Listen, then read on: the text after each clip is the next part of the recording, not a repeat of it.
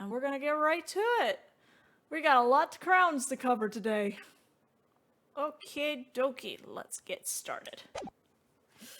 All right.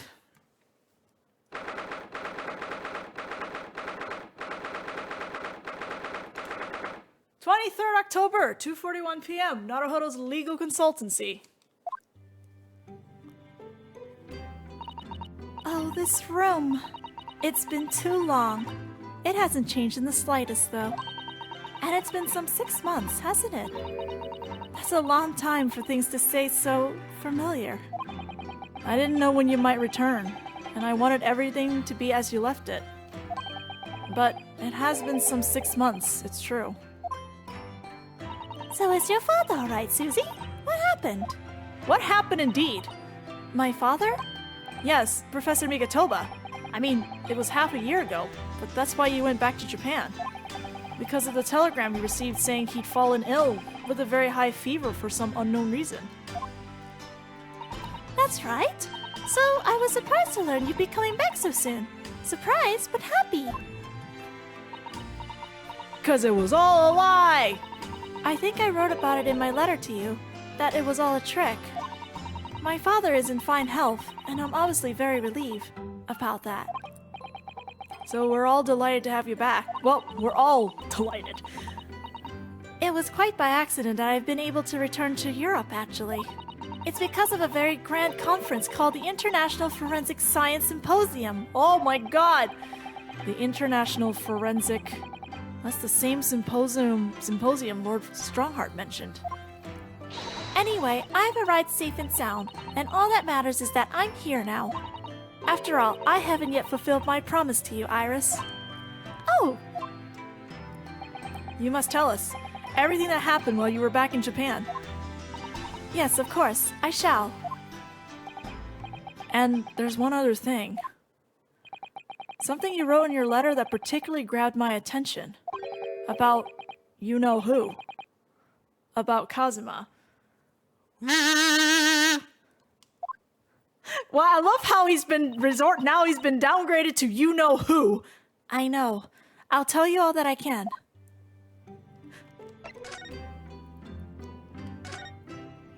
Thinking back, that Spade's been in here since we first moved in, hasn't it? I'm sure I've told you before, Mr. Naruhodo. It's not a spade, it's a shovel. No, shovels are for digging. That's for scooping up loose material. It's a spade. No, spades are for digging. That's for scooping up loose materials. It's a shovel. The great spade shovel war rages on. You have water gently boiling on the stove, I see. It feels wrong somehow if I can't hear the water bubbling away. And we have plenty of logs. It's not like we have to worry about paying for gas.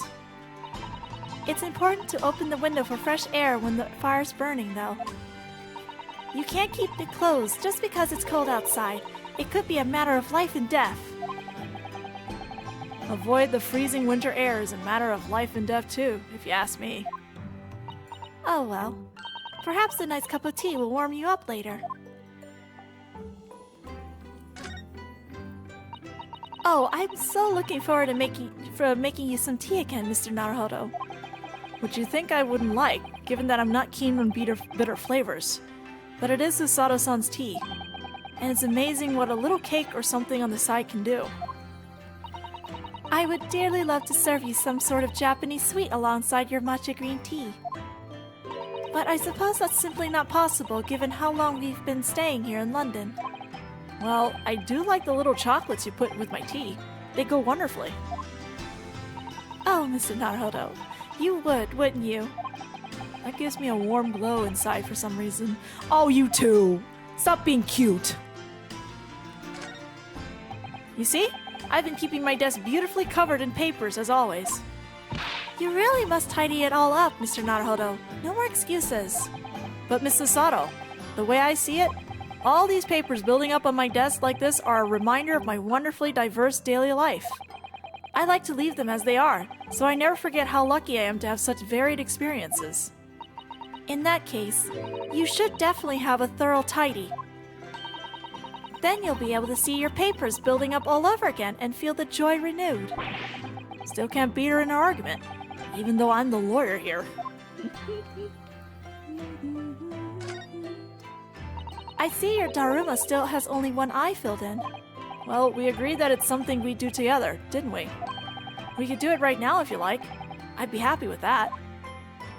I'd rather like the anticipation, I think, Mr. Naruhodo. That was taken when I left London, wasn't it? I have the same photograph on display in my room at home in Japan, you know? I wonder if we'd ever all be together again, to be honest. Oh, I know. So did I. But here we are, and I'm quite sure there's a reason we've been brought back together. I can't deny that having Susato-san back again makes me feel as though fate has something big in store for us.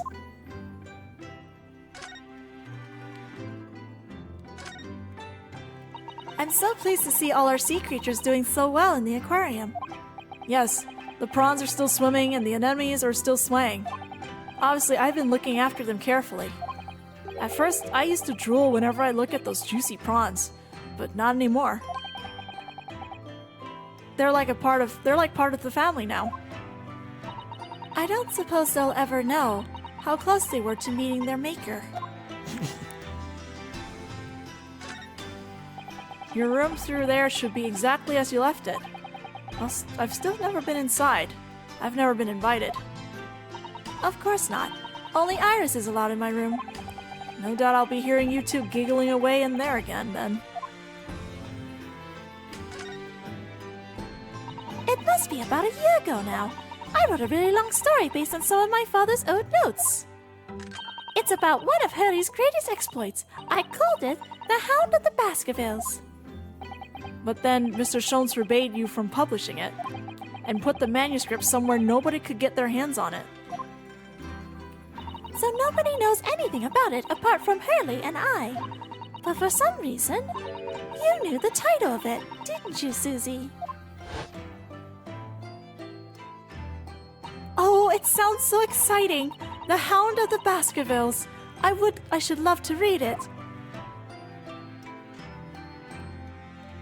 And you wouldn't tell me. How'd you come to know it? Yes, but I made you a promise that I would explain one day, didn't I? I think it's time. Oh? I'm only sorry I had to keep it from you for so long, Iris.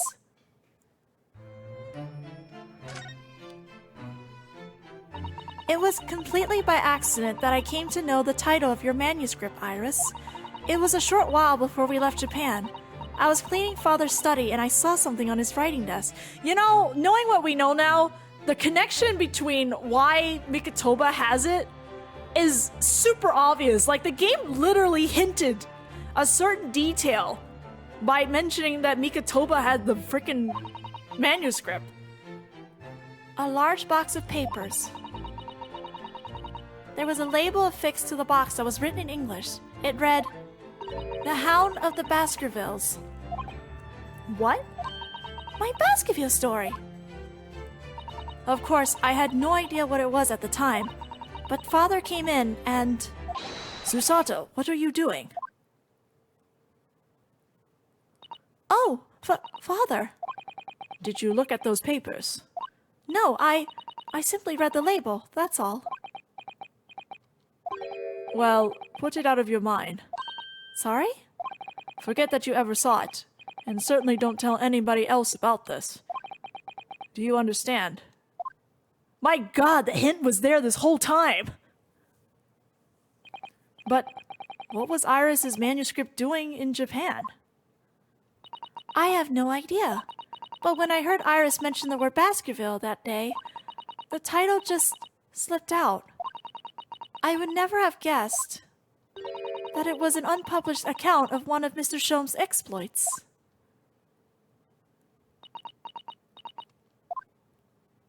When I returned to Japan, I asked Father to explain, but he refused to answer any of my questions, and there was no sign of the big box in his office. Dang, it had a long trip. That's really all I know about it. I've no doubt that Father has a very good reason for being so secretive about it, but still. I made up my mind to explain myself to both of you. Well, thank you for being so honest, Susie.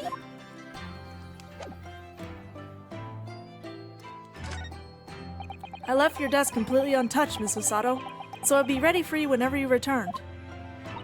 It's beautifully clean. There isn't a speck of dust on it anywhere.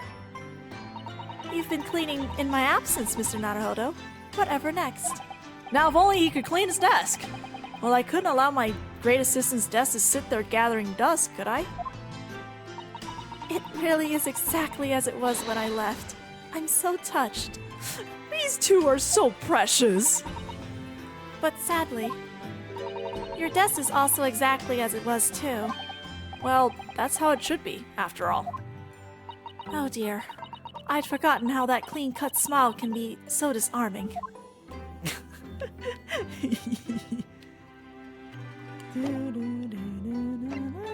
Oh, wait, we gotta present the badge. Present the badge! Present the armband, excuse me! You're still taking good care of that armband, I see. I'm so pleased. Well, yes. It feels like I wouldn't be without it. I wouldn't be me without it now, to be honest. Oh dear. There seems to be a thread coming loose just there. Look. I'd be only too happy to mend it for you, Mr. Naruhodo. Oh, thank you. I must have scraped it against something again. I'm always doing that. Then take better care of it, please. It was all going so well until I ruined it. Naruhodo! Oh boy, we sure have some interesting things to talk about. Look at that. We have Giselle, we have Kazuma, oh boy, let's go. When I first arrived back in Japan, I really thought I'd never be allowed to return to Britain. But curiously, after that awful trial at the Supreme Court, Father's mood changed entirely. That awful trial? Oh yes, for the murder of Giselle Brett. Ooh, you dressed as a man then, didn't you, Susie? Oh, well, yes. Since women are forbidden in the courtroom, I had no choice. Wow, amazing! I wish I'd seen it, don't you, Rudo? Yes, I suppose so. I want to play at being a lawyer now. I could wear a false mustache, maybe. I don't think any mustache could hide the fact that you're just 10 years old, Iris. There's something else I've been wanting to ask you, Miss Susato. It's about the real reason why Professor Mikotoba summoned you back to Japan. You said in your letter it was something to do with that convict's loot we found in Mr. Natsume's lodgings. That's right. The very large dark dog collar we found with the bee emblem on it. It seems Mr. Natsume included a drawing of the collar in the report he submitted about his time in Britain. I understand that when Father saw the report, he turned as white as sheet. Why would that be, then? Father came to Britain himself, of course, to study. It was some time ago now, but he stayed for 6 years. I can only imagine that something must have happened during that time. But if he refuses to tell me what it was, then I intend to find the answers for myself. And I've decided that I, for one, won't keep any more secrets. Oh, Susie! That's a very meaningful look Susato-san's giving Iris there. Okay, one drink of water then.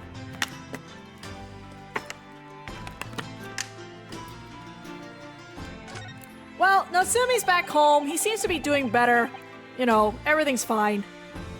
Lord Strongheart mentioned something about that symposium, too. I think he said that investigative authorities from 40 different countries would attend. Yes, and from Japan, my father and Judge Jigoku have been invited. It's something of an honor, I believe. Well, Professor Mikotoba is the leading expert in forensic medicine in our country, after all. But who's the other person you mentioned? A judge, you said. Yes, His Excellency Judge Seshiro Jigoku. You've met him, Mr. Naruhodo. Last year, in the Supreme Court. You can't possibly have forgotten. That terrible trial of yours, when you were accused of murder. Oh, yes, try to think of that as a positive turning point in my life these days. Well, it was Judge Jigoku who presided over that trial.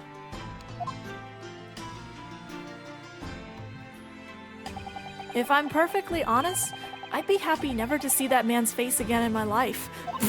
I have some bad news, Naruhodo. Oh, well, anyway, as Father was invited to the symposium, he agreed to me returning to Britain too. He won't actually arrive until next month, but, well, I couldn't wait. So I pleaded with him, and in the end he agreed to me going on ahead. Yes, about the symposium. It seems as though Lord Strongheart was put in an awful lot of work to make it happen. It's obviously very important. I believe it is, yes. As I understand it, Lord Strongheart organized the entire event himself. I think he's hoping that by achieving exceptional results, he'll get the job of Attorney General. I like how you know all these things, Susato, despite the fact you're not in Great Britain for the last 6 months. The most senior position in the British justice system.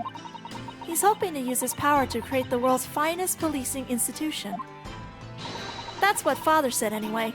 Apparently it's Lord Strongheart's lifelong ambition. Does Professor Mikotoba know Lord Strongheart personally then? I wonder. Actually, Lord Strongheart gave me a long speech all about this very subject only yesterday.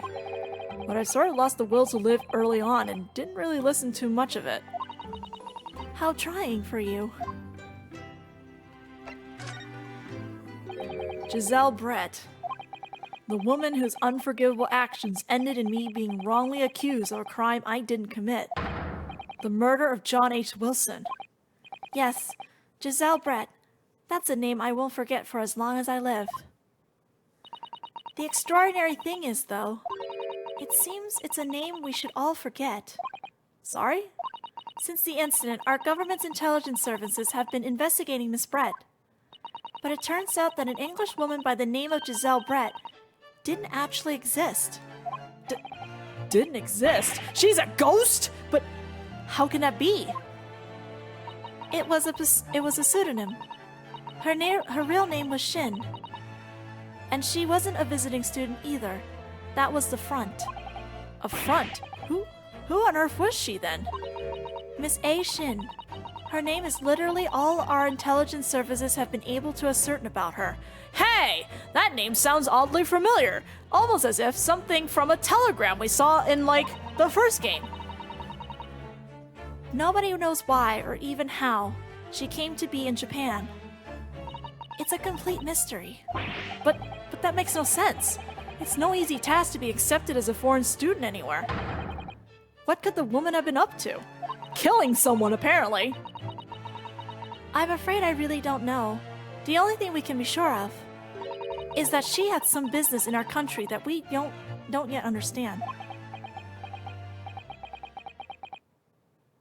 And now she's been killed, while all the questions surrounding her existence remain unanswered. I'm afraid so. A. Shin. Who on earth was she? And why do I feel as though I've heard that name before somewhere? I know it's been 6 months for you, Naruhodo, but it was only a couple nights ago when that name came up for me. After my friend Ray's trial, the reporter who actually killed Miss Brett said something very strange. I know the truth. I know you had a hand in what went on, in that visiting student's fate. Nobody here in Japan knows anything about it. They don't know that the guy never made it to England, that he died on that steamship, and then he'll never, excuse me. Obviously, I couldn't ask him to elaborate at the time. But later I visited the man in his prison cell and asked him what he was going to say about Kazuma-sama. And what did you learn? After he died on the voyage to Great Britain, his body should have been unladen at the port of Hong Kong and passed into the care of the consultant staff there. Should have been? Well, it turns out that his body never arrived. It just disappeared. Superstitious ghost! What? Kazuma's body vanished? There's too many creepy ghosts! Ooh!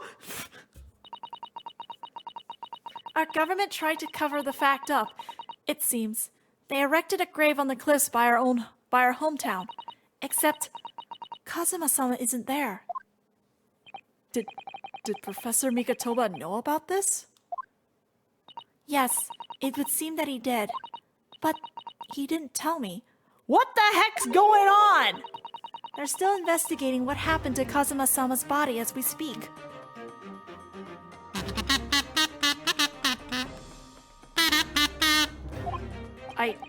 I just don't believe it. And what is this acute feeling of apprehension I have all of a sudden?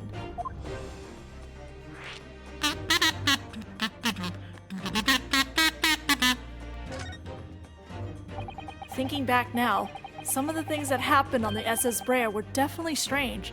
Well, for one thing, I like to point out before the second game came out, I pointed out that we as the player never saw his body. We just saw photos of him being dead. I mean, after he died, we never saw his body again, did we? That's my point. Could it be? Could it be that he's actually still... Oh. Stop it, Mr. Naruhodo. It's too much to bear. I'm sorry, I didn't mean to... Just thinking about the possibility pains me so very much. Cast your mind back for a moment, Mr. Naruhodo. No, I will not play the song during the feeling scene. I want to fully experience that. When Kazuma-sama was discovered, Mr. Sholmes was there, wasn't he? And he definitely examined the body. I remember it clearly. You're right. So if Kazuma hadn't actually been dead at all, it would mean that Mr. Sholmes had lied to us. But there's no reason why he would possibly have done such a thing. I suppose that's true, yes. Oh boy, Mr. Holmes! Mr. Sholmes! What have you been up to, my friend? The idea that he might still be alive somewhere. It wants to fill me with hope. But I can't let it. Because if it turned out not to be true, I would cry too. Then I'd be back at the bottom of that awful pit of despair again. I'm already at that pit! I'm terrified of what that might do to me. Oh, Miss Susato. I don't want to think about it either. I know she's given the idea the thought it deserves. It's Susato-san we're talking about after all. So I probably shouldn't push it now. Let's not. So, Mr. Naruhodo, I'm ready to start investigating if you are. I've committed every detail about the case to memory. And Iris has told me about the disturbing happenings at the Waxwork Museum as well. So, you're fully abreast of the situation already, Miss Susato. I expected nothing less, to be honest. I would think our first port of call would be to investigate this Mr. Drebber, the engineer responsible for building the elaborate machine that was used to effect this extraordinary trick. Yes, a conjurer of sorts, by the sound of it. Well known in the fields of science and magic. Then we need to go and arrest him. Well, yes. He must know the truth about this case, so I agree we really do need to find the man. It sounds like it's a case of tracking someone down. Which is a job for the police, or a great detective. Are we supposed to guess who she might be thinking of? We don't have much time, so we need to get started straight away, I think. Good idea. Well, best of luck then. Oh, you're not coming today? I'm going to Brixton Road shortly for the herb market. But let me know later how you got on, won't you? We have not met Scotland Yard's finest yet. That was a little abrupt. The pull of the herb market must be strong. Okay, it's just the two of us, and we've already examined everything we need here, so let us move. Let us head downstairs. I need to check the blackboard. I need to examine everything. 23rd October, Sholmes, 23rd October, Sholmes Suite. Oops.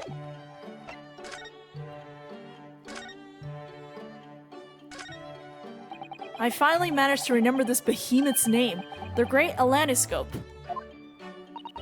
I don't think it was here when I left for Japan, was it? Oh, is that right?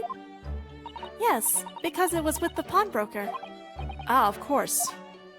Oh, that's given me a wonderful idea. I could pawn everything that's on your desk. The office would be tidy at last. Don't even joke about it, Miss Susato. You are joking, aren't you? I hope so! There's all sorts of these shelves. There's all sorts on these shelves. Chemistry apparatus, papers, books, and lots of things I've never seen before. It's all heaped up so high I can't help feeling that the whole lot is going to topple at any moment. It looks as though it might topple, and yet it doesn't. The epitome of Mr. Sholmes' brilliance. I don't get it. As it happens, I'm quite well practiced when it comes to stacking shelves myself. Just the other day, the shelf in my office finally gave way under the strain, though. Kazoo lanyard. It looks as though it might topple, and it does. Yes, the epitome of your disarray. I really don't get it. This is Mr. Sholmes' famous violin. The one he found being sold for a song at a pawnbrokery. What's it called again?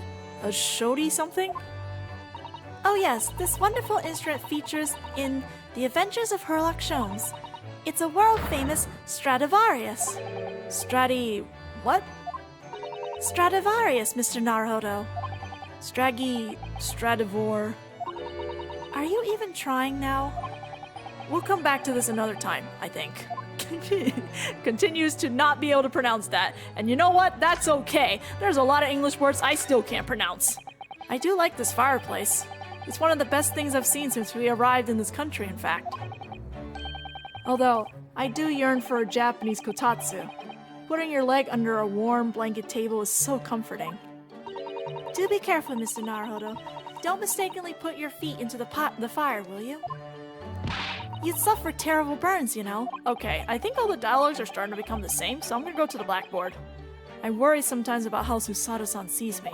Because I do remember this dialogue when we went back in time in case 2-2, so let's try this thing. This blackboard is where Iris scribbles down her latest ideas, isn't it? Let's see. Oh, she seems to have drawn a lot of little stick figures all lined up. Look.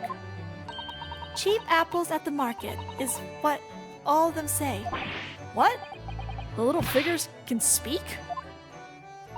All your questions would be answered if only you would read this month's France magazine. So I'm the only one who can't make any sense of this. Oh, I got it! The Herlockian! Done! The blackboard is finished! If I remember correctly, this large and imposing lump of iron is called a typewriter. To think that every single one of the adventures of Herlock Sholmes blossomed from this very machine. Oh, it's such a dreamy thought. I actually had a go on it the other day. The metal bars that move when you hit the keys got all tangled up somehow, and that made Iris angry. Mr. Naruhodo, you're ruining my dreamy thoughts. Please don't do that again. Ugh, now I've made Susato-san angry as well. Alright, I think she's gonna have the same dialogue for everything else, so I'm just gonna not bother. I'm gonna go here. I'm just gonna go down the list. I don't know if we need to go here, but we're going here. Oh, well, alright, we're going here. 23rd October, British Supreme Court, Lord Chief Justice's office. Oh, who's that standing beside Lord Strongheart? I wonder. I've never seen her before. She's awesome. Ah, the young champion of the court. You had some success this morning, I understand. And you've thrown the entire government into disarray as a result. Oh, you mean because of Professor Harebrain's experiment? Sham science being demonstrated at London's great exhibition. The country's been made to look foolish, and now politicians are scrabbling to respond. Lord Van Zeeks is in Whitehall as we speak, giving an emergency briefing. Oh dear, I I didn't mean to cause any trouble. None of this is your responsibility. The government is entirely to blame for having been taken in. The special dispensation that prevents investigation at the scene will be annulled later today. Once that happens, my forensic investigation team will move in and deal with that scrap metal in no time. It's scrap metal now, is it? Look at her! Look at this badass! Until later then, Lord Strongheart. Yes, thank you. Oh man, she looks great in HD. Who was that? That was Dr. Courtney Sith, Scotland Yard's esteemed chief coroner. She's leading the forensic investigation team handling of this case. She was just delivering her report about the victim, in fact. Oh, I see. About Mr. Asman. Following the outcome of the trial earlier, I asked the coroner's office to reevaluate its findings. I don't have time to tell you that what she concluded. I want you to know. If you want to know, you'll have to ask her directly. You can find her in the forensic laboratory. Right.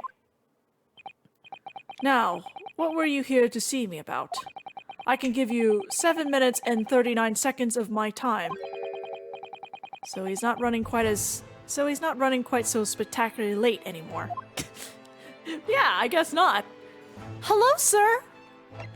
I'm gonna go examine stuff around your office for a moment. Just sitting behind that desk must make you feel so important, don't you think? Would you like to have an office like this, Mr. Naruhodo? With such a grand desk? Who, me? No, I don't think so. Oh? Well, imagine if you suddenly found yourself needing the toilet. You have to go so far to go. Valid? How true. Perhaps the important people who work in ostentatious offices like this haven't considered such things.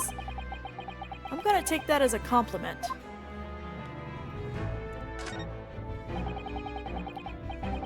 These very European suits of armor are still glaring at each other across the carpet, I see. I'm glad you guys are having fun with the Nightbot. In a way, they feel like guardians of the Lord Chief Justice's office. I suppose they're rather like the lion dogs that guard shrines in Japan, aren't they?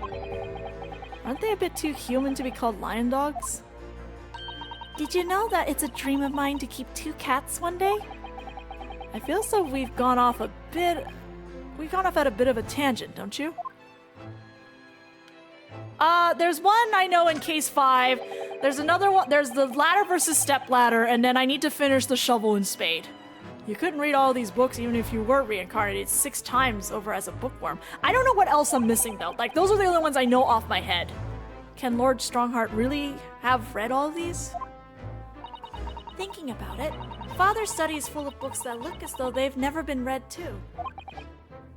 Oh, really? Peddlers of books are forever pushing their wares on him, you see? And I think he's just too kind-hearted to refuse them. There's a phrase for that in Britain. People would say they saw him coming. It makes me wonder if perhaps the vast number of books on the shelves in here are a sign of Lord Strongheart's overwhelming kind-heartedness. I'm not sure you could afford to have a kind heart if you had to keep Lord Van Zeeks in line, could you?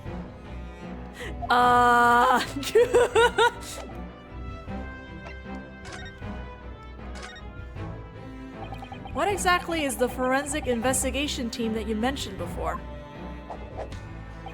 The British Empire's police force must become the most exemplary in the world. For that to happen, it's imperative that we embrace forensic science and everything it has to offer. I first created the forensic investigation team a year ago now, unofficially of course, to pave the way. Goodness, a year ago? At next month's symposium, I intend to present the results of their work to the world. Once I do that, the House of Lords would be powerless to oppose the creation of a full-scale forensic division. And once that happens, the position of Attorney General will be mine, and criminals will suffer dearly. That's nice. What do you mean? For too long, those scoundrels have made a mockery of our legal system with false evidence and bribes. But London's scum is about to be rounded up and burnt in the fires of hell. Dude, that's intense. You're really intense. Calm down. I intend to see to it personally. By creating the finest police force the world has ever known, to protect our honor and our future. Look at those eyes. He means every word. Dr. Sif is an extremely reliable coroner. When I officially establish the forensic division at Scotland Yard, she will run it as my right-hand woman. Now then, speaking of the symposium, Miss Mikotoba. Oh, yes, my lord?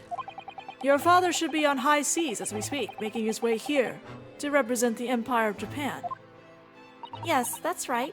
I understand he will arrive at the beginning of next month. Are you acquainted, Lord Strongheart? With Professor Mikotoba, I mean.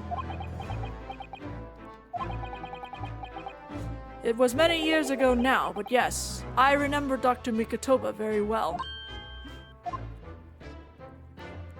Well then. If my memory serves, it was some 15 years ago now that your father came to Britain as a visiting student. It was the year I was born, so yes, 16 years ago, in fact. Mikotoba was a young practitioner of forensic science, and Jigoku accompanied him as a young, promising judge.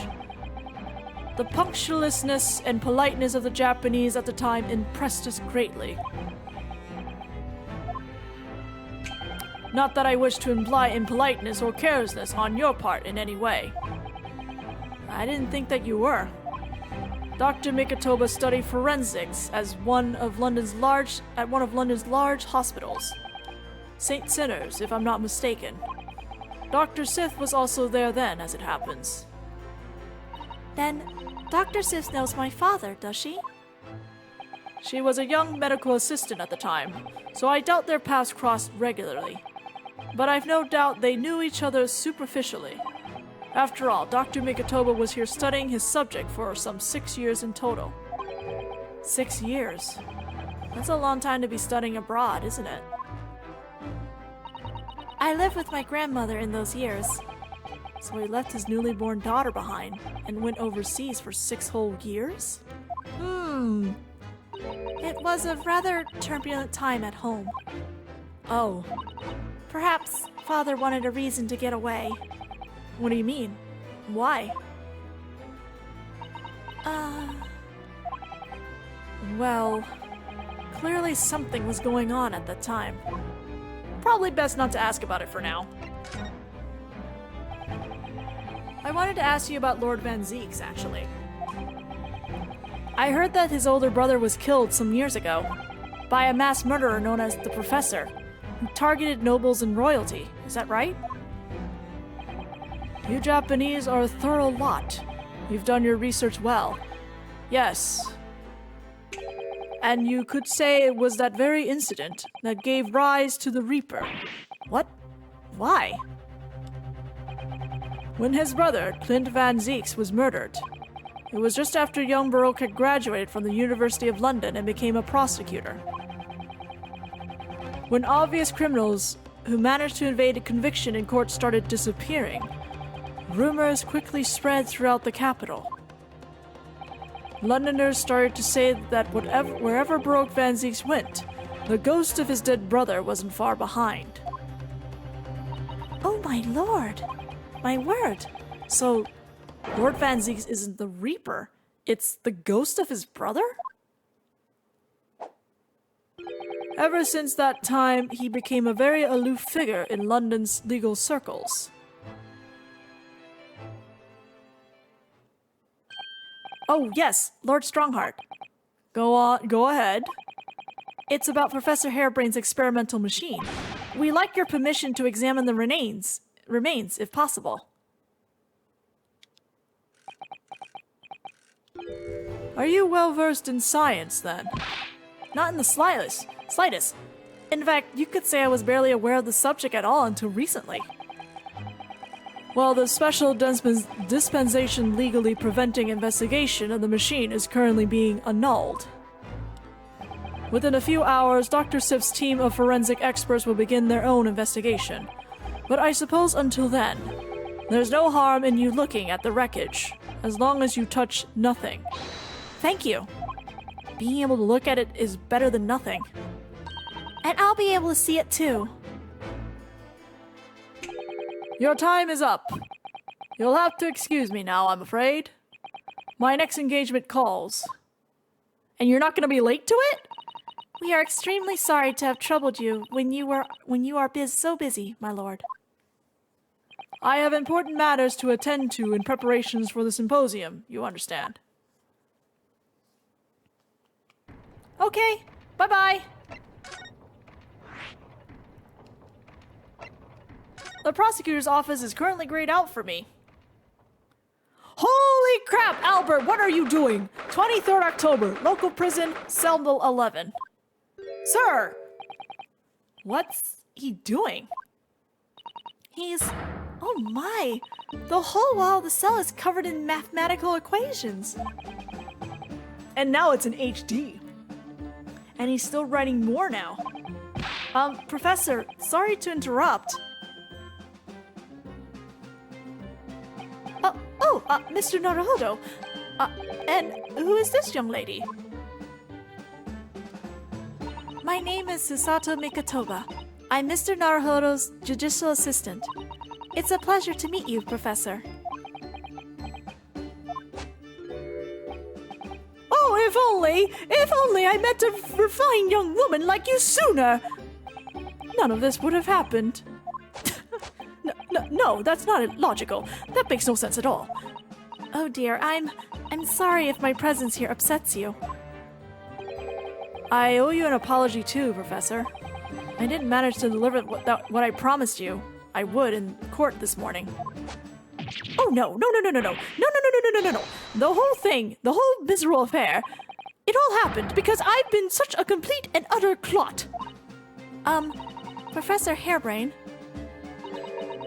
what have you been working on in your cell? Oh, you mean that? Oh dear, how embarrassing. I was suddenly struck by an idea, you see, and I simply had to write it down. The wall was all I had to hand. Oh, is it some new hypothesis? Something to surpass super high voltage instantaneous kinesis, maybe? No, actually, this is my autobiography. Your autobiography? How I Was Diddled and Fiddled by Albert Hairbrain. I found I can represent my odd fortunes with only odd numbers in an ambitious set of simultaneous equations. Really? I'm going to have to pay back all the loans I took for the kinesis machine, you see? I have no idea what the equations are on the wall, unfortunately. So it's going to be a new serial publication from next month. Part 1, an odd birth, an odd upbringing. You can't beat the man's optimism, that's for sure. I see. Well, for now, would you mind if we talk a little more about the case? Oh, yes, of course. I've been working through the numbers. I was diddled, I was fiddled, by the pair of them.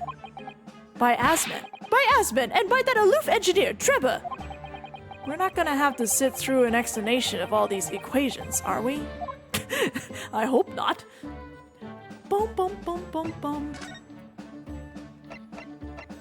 I don't know if you have anything new to tell me. Nope. Yep, nothing new.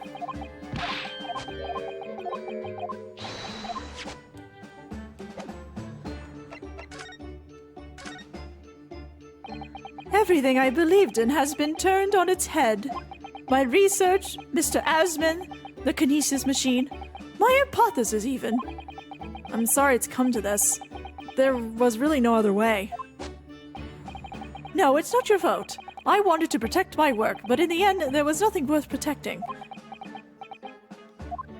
It was never my intention to deceive anyone. I didn't want to trick the public. No, of course you didn't. But in court this morning, I realized something. Oh? If you've done something wrong without knowing it, you've still done something wrong. Logically, it makes no difference if you were aware of it or not. Ignorance is a poor excuse. The blame still lies with me. Oh, Professor. He believed in me this morning, you know? Baroque did. He believed in my hypothesis. Well, I think that was just a necessary factor in the prosecution establishing its case. No. Baroque wouldn't do something like that. I'm sure he generally believed it. Did he? I think I understand now. Why it was that he decided to take on the prosecution in my trial, I mean. Do you? Please, enlighten us. After the terrible accident happened, nobody would believe in my hypothesis anymore. Not the police, not the prosecution service, not any lawyers even. I feel like I dealt some kind of finishing blow there.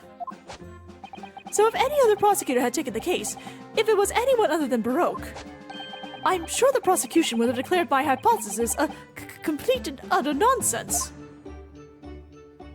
And in that case, you would have been declared a fraud yourself, Professor. Exactly, which would have been a fate worse than death for me. But Baroque insisted that I was a proper man of science from start to finish. You think that's why he... I know him very well indeed. He's an extremely kind-hearted soul. Naruhodo is probably just making such a face right now. But that extremely kind-hearted soul spent all morning trying to paint you as a murderer, didn't he? I was gonna say, Benji. Well, admittedly, that part of the analysis appears to have some flaws in it. And what about the whole Reaper side of things? How does that fit in with the kind-hearted soul idea?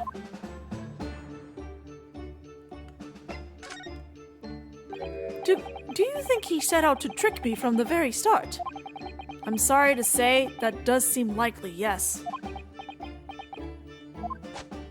When I first met him, he introduced himself as a wealthy financier. He looked over the paper I'd written and said my work would benefit all humanity and must be pursued.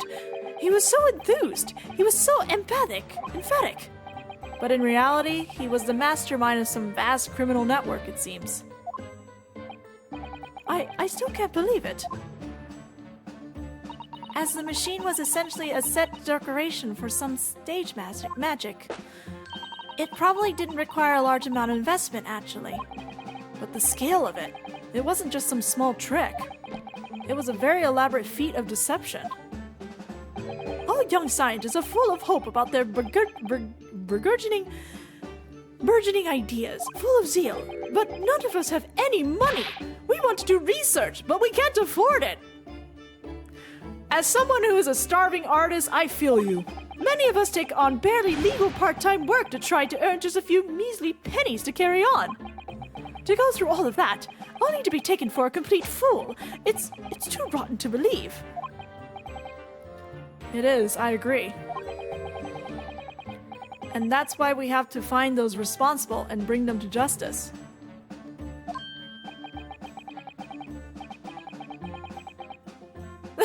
Yeah.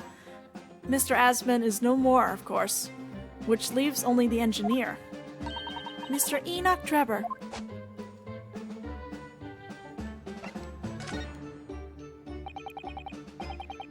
Is he an engineer or a magician or a swindler? Or all the above? It was about a year ago when Mr. Asman first brought Drebber to meet me at my laboratory. Since then, I've met him many times to discuss details about the kinesis machine. But at no point did you have any inkling that he was just an illusionist. Oh, he definitely wasn't just an illusionist. What do you mean? He was a wealth of deep scientific knowledge. There's no question that the man's a genuine scientist. It's instantly apparent in conversation. I see. But the wretched man deceived you, Professor. It's unforgivable. We must do everything we can to find him and bring him to justice. Are there no more clues you can give us as to his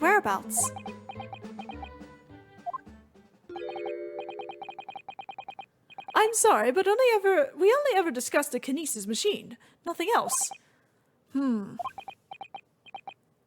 Although, just once, I did visit his workshop. What workshop? Drebber's enormous fabrication laboratory, where he constructed my great machine. Where is it? Why didn't you mention this before? Enoch Drebber's workshop. There's every chance we might find the man there.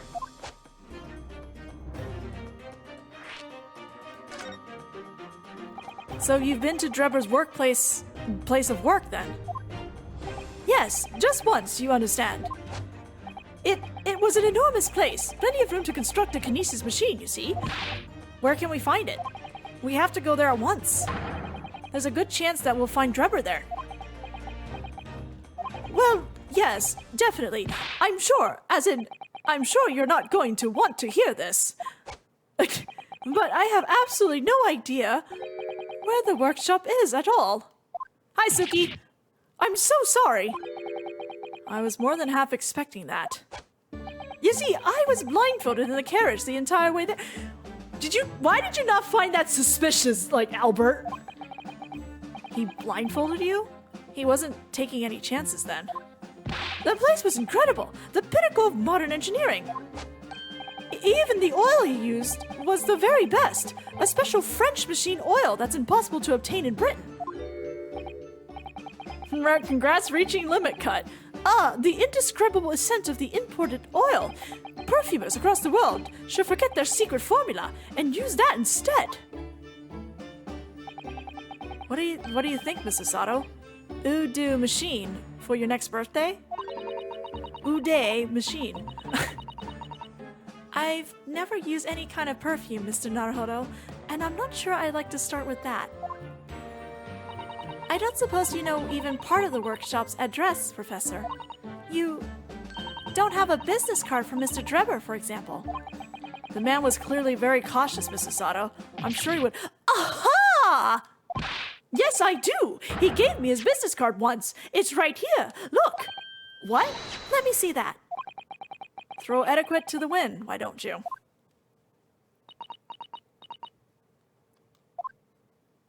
Ode machine. Enoch Drebber, engineer. I'm afraid that's all it says.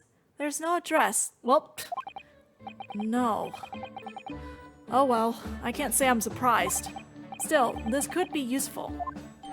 Drebber's card, Mr. Enoch Drebber's business card, though it shows only the man's name. There is no address. Okay, thank you, Benji. That was kind of useful, but now I don't... Let's look at this card. Look at this nice English text. Whoop. This dark smudge here. I think perhaps it's machine oil. Ah, yes, possibly. Professor Harebrain mentioned something about the oil Mr. Drebber uses, didn't he? He said it was specifically imported very high-quality oil that's impossible to obtain in Britain. Yes, that's right. But more importantly, that it's more fragrant than the finest perfume. So, excuse me for a moment. Are you going to give that a sniff? You're going to give that a sniff. Oh, it doesn't appear to have any scent at all. Don't worry, I expect that's just because there's such a tiny amount on here.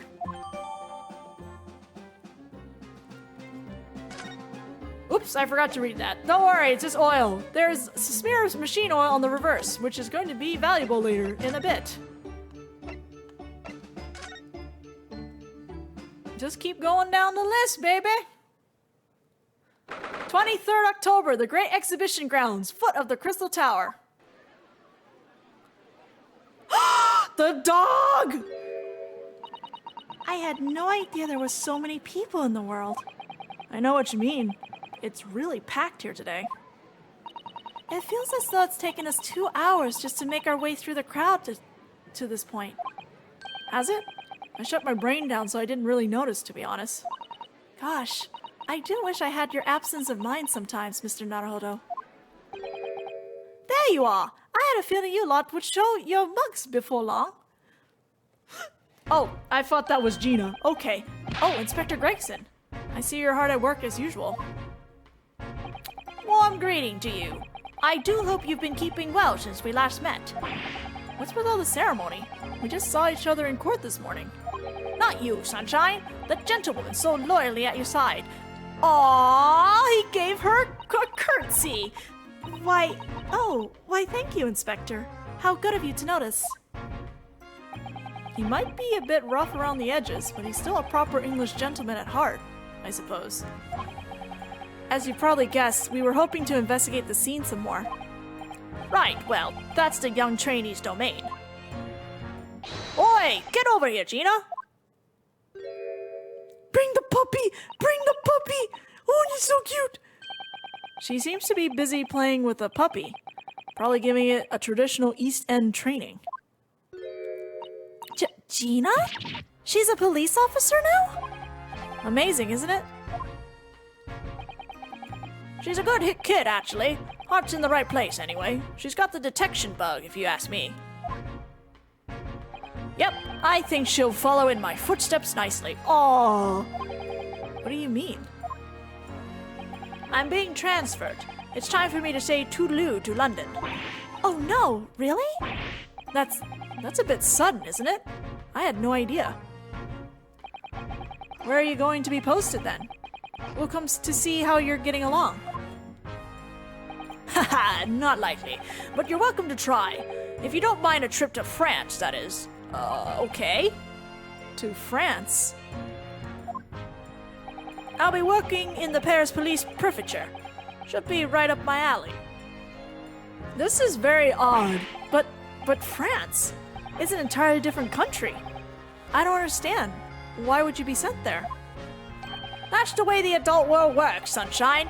Now don't go poking your nose in where it's not wanted. Okay. I'm intending to take the kid with me when I go. What? You're taking Gina to Paris? Well, I can't leave her here in London. Who knows what become of her?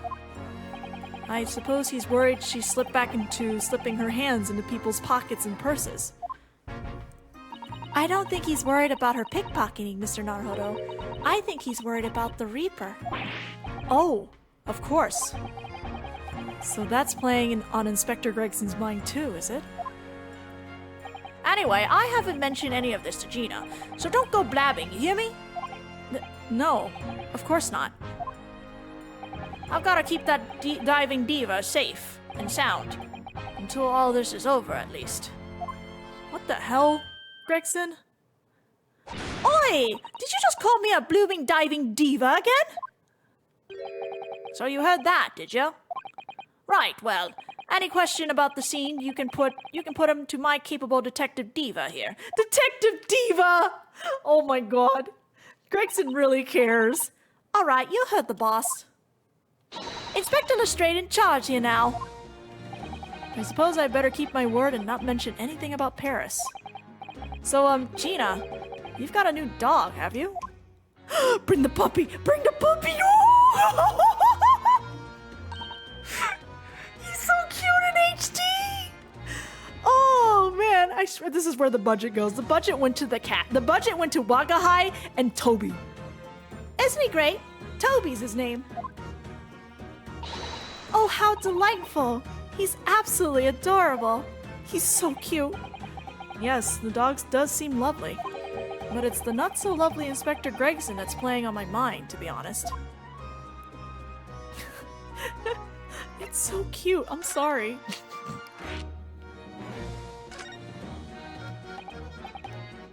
Gina? We were actually hoping that we could investigate the scene again. Yeah, alright. If it's around here, you can do what you like. Oh, that's alright, is it? This puppy. I'm gonna be playing with my new friend here. Ah, yes, Toby. Oh, so cute! The machine that exploded must be at the top of those stairs, I presume. I haven't actually seen it yet, so if you don't mind. Sorry, you can't go up there, Suze. Suze! Her Suze! Oh! It's like I told Odo yesterday. Even I ain't allowed near that wreck. What's it called again? The reason we ain't supposed to touch it? The special The Special Dispensation for Scientific Equipment Act. Is that what you're thinking of? No, I'm not ready. Tissues are not gonna save me. That's the one. That's why only them lot are allowed to investigate it. Okay, that's been annulled. What are they gonna call again? The forensic something? Forensic. The Forensic Investigation Team. Is that what you were thinking of? That's the one, yeah. But isn't it the case that the special dispensation has been lifted? I think so. I don't really get it, to be truthful with ya. You're still supposed to get permission from some bigwig or other, as far as I know. What was his name again? Lord Strange something? I'm not sure that's quite right, Gina. I think you mean Lord Strongheart, perhaps. That's the one, yeah. Apparently, he's always watching the time or something. Actually, we've just recently been to see Lord Strongheart. Eh? You what? You've met him? Last time the boss was called to go and see him, he waited for 3 hours at the Cove's office and came back sniveling. Tragic. Well, Lord Strongheart has given us permission to examine the scene, as long as we touch nothing. Oh yeah? Honestly. Alright then, go ahead. But if it turns out you're lying, it'll be the boss who gets it. He'll never eat another chip again in his life. So, you're still saying all this is above board, are you? I'm sure everything will be fine. That really would be tragic. Alright then, them's the stairs. Off you go. Oh, thank you, Gina.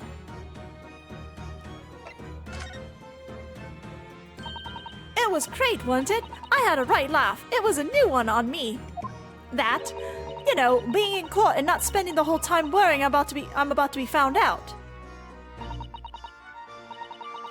You did keep an awful lot of secrets in all your previous court appearances, didn't you? Yeah, and Odo's made things odd for me every single time and all. Just doing my job, Gina. But watching someone else get it in the neck is a lot of fun, actually. It was amazing when you showed that dodgy professor's dodgy experiment was a total fix. The dodgy professor, as you put it, Gina, is Mr. Naruhodo's client. Yes, I'm starting to wish he wasn't, though. Oh no! It's the boss I feel sorry for. Send off to do the impossible. What do you mean? He's supposed to arrest the other Cove, ain't he? And in time for tomorrow and all. You know, the dodgy engineer. What's his name again? Mr. Drebber, you mean. Enoch Drebber. That's the one, yeah. So the police are looking for this mysterious man with the black monocle. I guess they would be. It's putting too much on the boss, if you ask me. He says it's giving him gut ache. That sounds like fish and chip problems. Oh dear. But I do wonder if that isn't actually from all the fried food. That means you're going to sleep, I'm assuming. So Scotland Yard are trying to track down Mr. Enoch Drebber. I wonder if they've had any luck.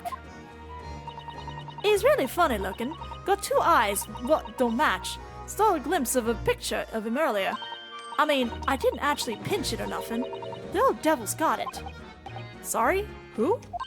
You know, that scowling reaper what's always glugging down glasses of that blood-red plunk. Lord Van Zeeks. He's always added in for me, that Cove. Don't know what he's always scowling about mine. Probably would have been a pretty good boss as it goes. She'd rather be the Reaper's apprentice than a detective's trainee? Oh, now that's a funny AU! What if Gina was the apprentice to Baroque Van Zeeks? The way I see it, if the choice is between a chip-guzzling detective and a chalice-glugging demigod, you're equally badly off with both. I suppose you're right. I hadn't thought of it like that. Glad we put that one to bed. Anyway, the point is, everyone at the yard's dead set on finding the fishy engineer, but they don't seem to have no clues to go on, so they're stuck.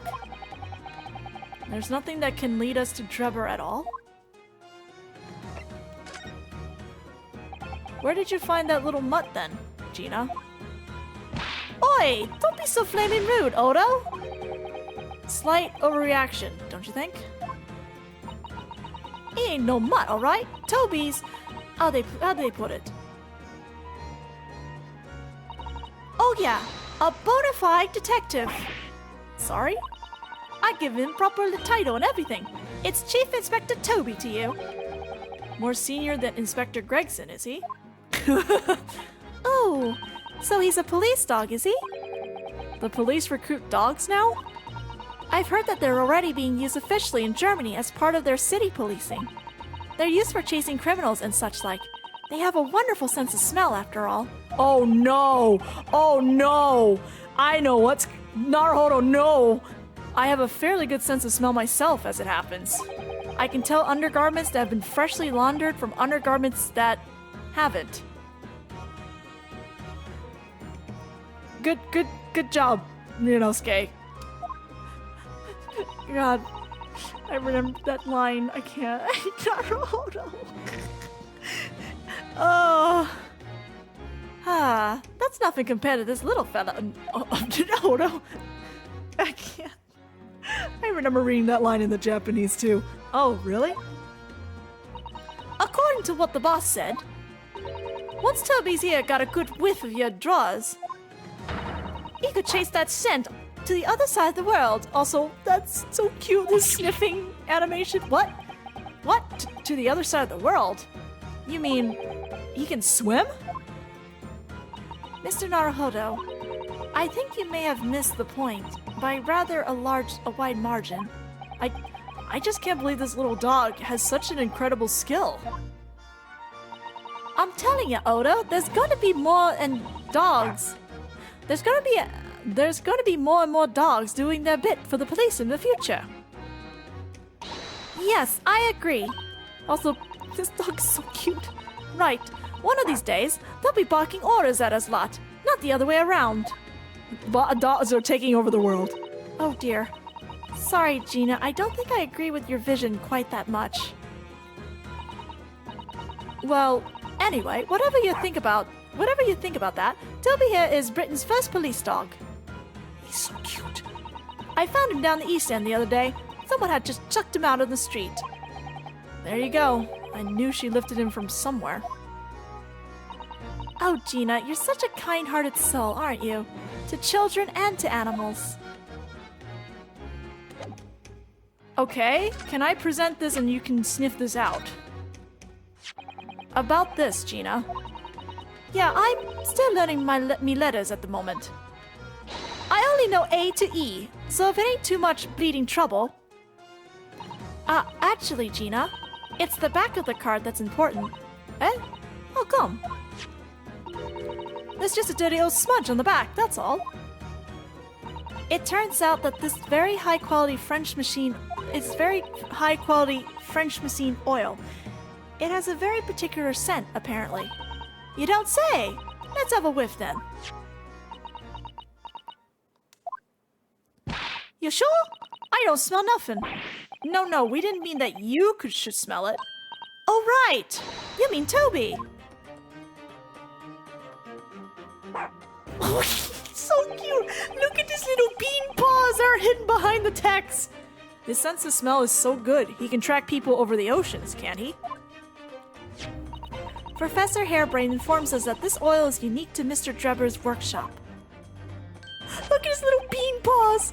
Oh, the sniffy boy, look at him go. He sniff. Sniff.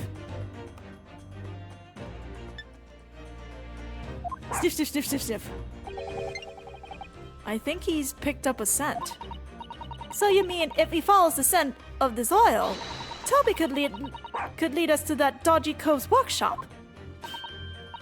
That's right. That's exactly what we were hoping. Alright then, we'll give it a go. I'll just borrow that then. What? Wait, when did you... Once a pickpocket, always a pickpocket. If I can lead everyone to that Drebber's workshop, I'll be the boss's boss before next week. Oh yes, Gina. I'm sure you'll be promoted. Poor Gregson.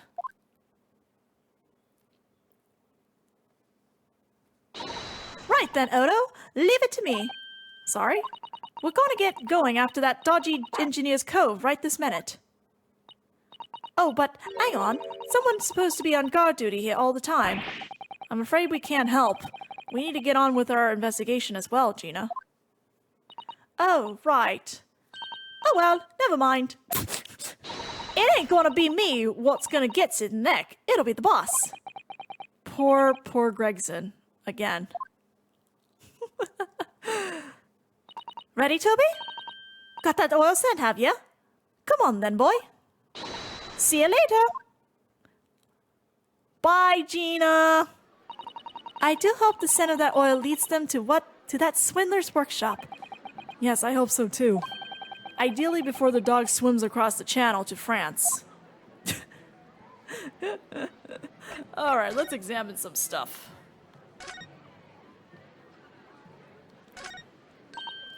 Oh look, a flying balloon. I've never seen one in the flesh before. I can't understand how they can fly. And so high up as well.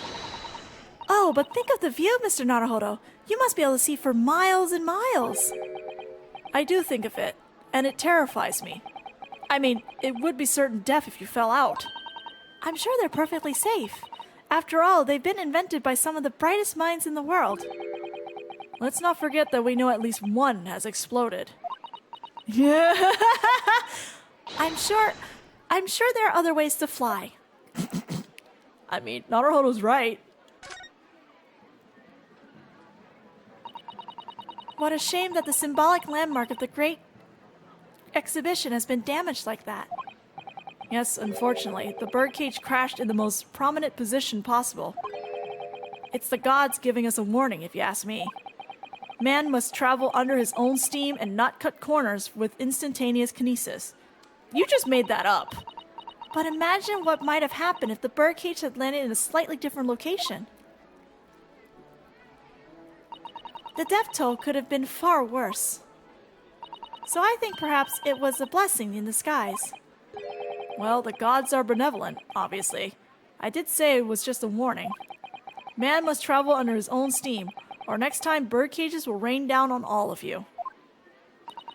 Your faith is much stronger than I realized. Well, how do you think I passed the entrance exam for Yume University? It wasn't by studying alone. He is a religious man, understood. Ah, the Crystal Tower. I can't believe I'm seeing it at such close proximity with my own eyes. You've really been looking forward to the great exhibition, haven't you, Miss Susato?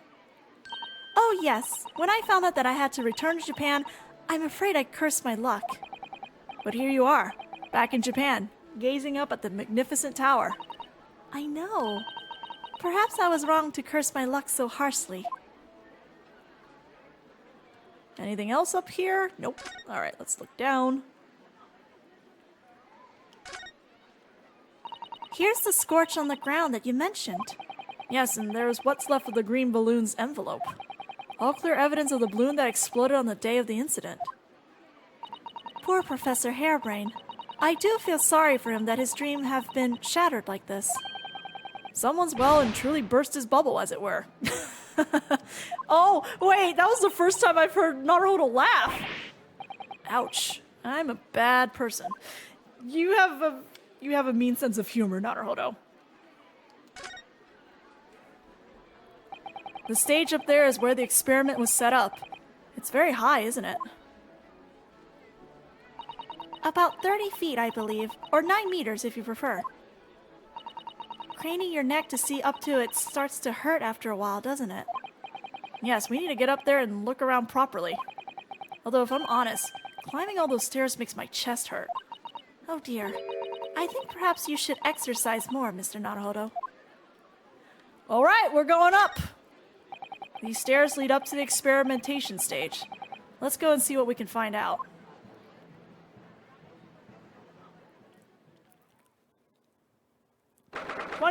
October, the Great Exhibition Grounds, experimentation stage. Oh my! So this is the machine. that was used to deceive people into thinking instantaneous kinesis has taken place. Yes, that's right. Or rather, it was the machine. It's a little worse for wear at the moment. What extraordinary lengths Professor Harebrain went to in order to obtain the research grant. No. The professor was tricked as well. He didn't know anything about it. Yes, of course. It is amazing, though, isn't it? The scale of the whole affair is so very British. You're right about that. You never see such a grand deception in Japan, that's for sure. Oh, look! Is that... Oh, he's here! Lord Van Zeeks. So, I think we're more or less done here, aren't we? Shall we, Miss Susato? Already? We just got here! He is the Reaper, remember? We do well to keep our distance, I think. But we have permission to be here, from the top. We're perfectly well allowed to investigate this machine, as long as we don't touch anything. From the top? Do you mean Lord Strongheart? Exactly. So we can stay here and stare at this wreckage for as long as we like. She could have been at the center of the explosion here and it wouldn't have bent her steel wheel. Well. Oh, he's here, I see. Well, he's here. He's chilling outside of his office at the crime scene. This is nice. Oh, isn't it exhilarating? All this different architecture from all corners of the world. It does make you feel a bit like an explorer, doesn't it? I know it's subjective, but the onion-shaped roofs have rather caught my attention, personally. It is very subjective, isn't it? Japanese buildings, with their wood and paper constructions, have excellent ventilation. And I've realized that British buildings, being made from brick and stone, are very strong and long-lasting. The more you know about things that are done in other countries, the more you understand your own, I feel. Oh yes, I do agree with you there. But I can't help wondering what an onion does for the roof of a building. I mean, I suppose it's playing on my mind because I don't like the taste of onions. Okay, Naruhodo doesn't like onions. You really ought to let your taste in vegetables dictate your taste in roofs, Mr. Naruhodo.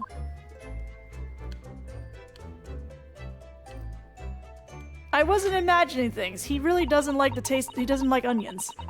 I hear that a ride on the Ferris wheel is a favorite romantic outing among young London couples. I think the romance would be slightly spoiled by the abject terror, personally. But then, I'm not a Londoner. Are you a little scared of heights, Mr. Naruhodo? It's not that I'm scared. Not at all. It's just that staying on the ground seems so much safer. Well, perhaps I shall have to ask Iris and Mr. Sholmes to accompany on it in that case. When you put it like that, part of me does want to give it a try. Oh dear.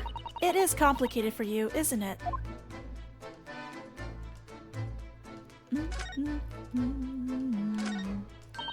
Look at that horn-shaped transmitting device. Isn't it amazing? That's exactly what I thought when I first saw it. It makes you think, doesn't it?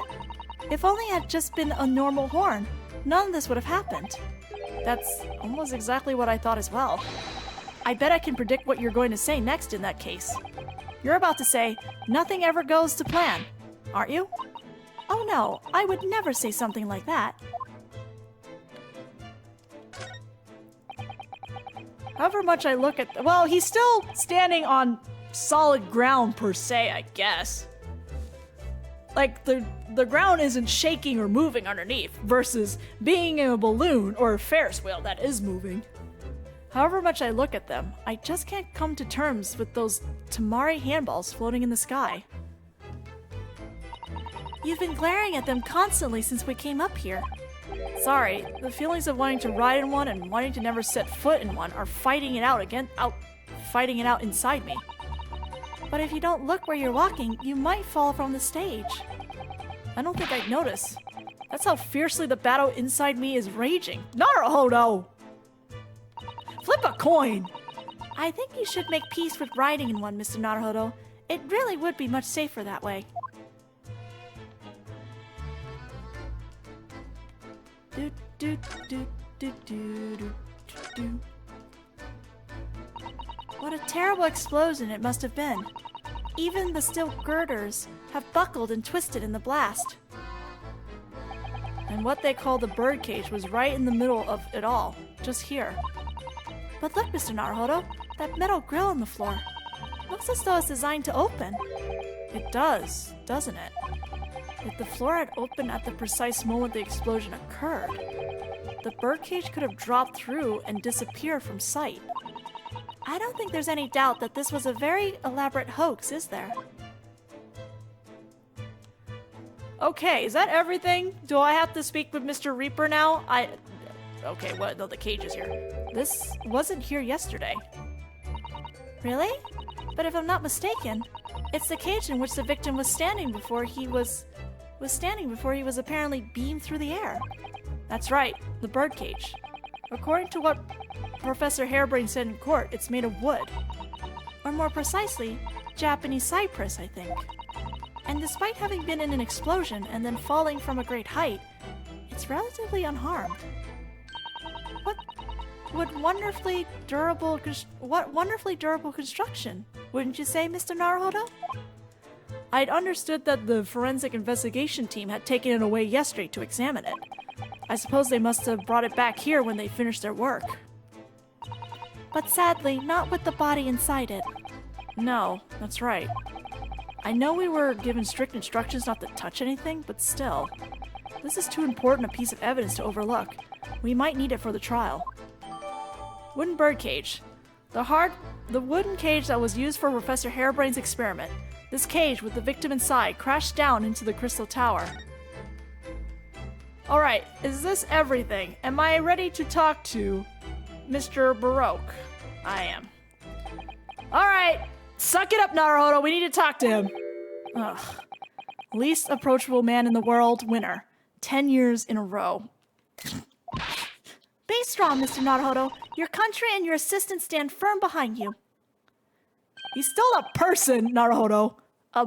Lord Van Zeeks. Hello, sir.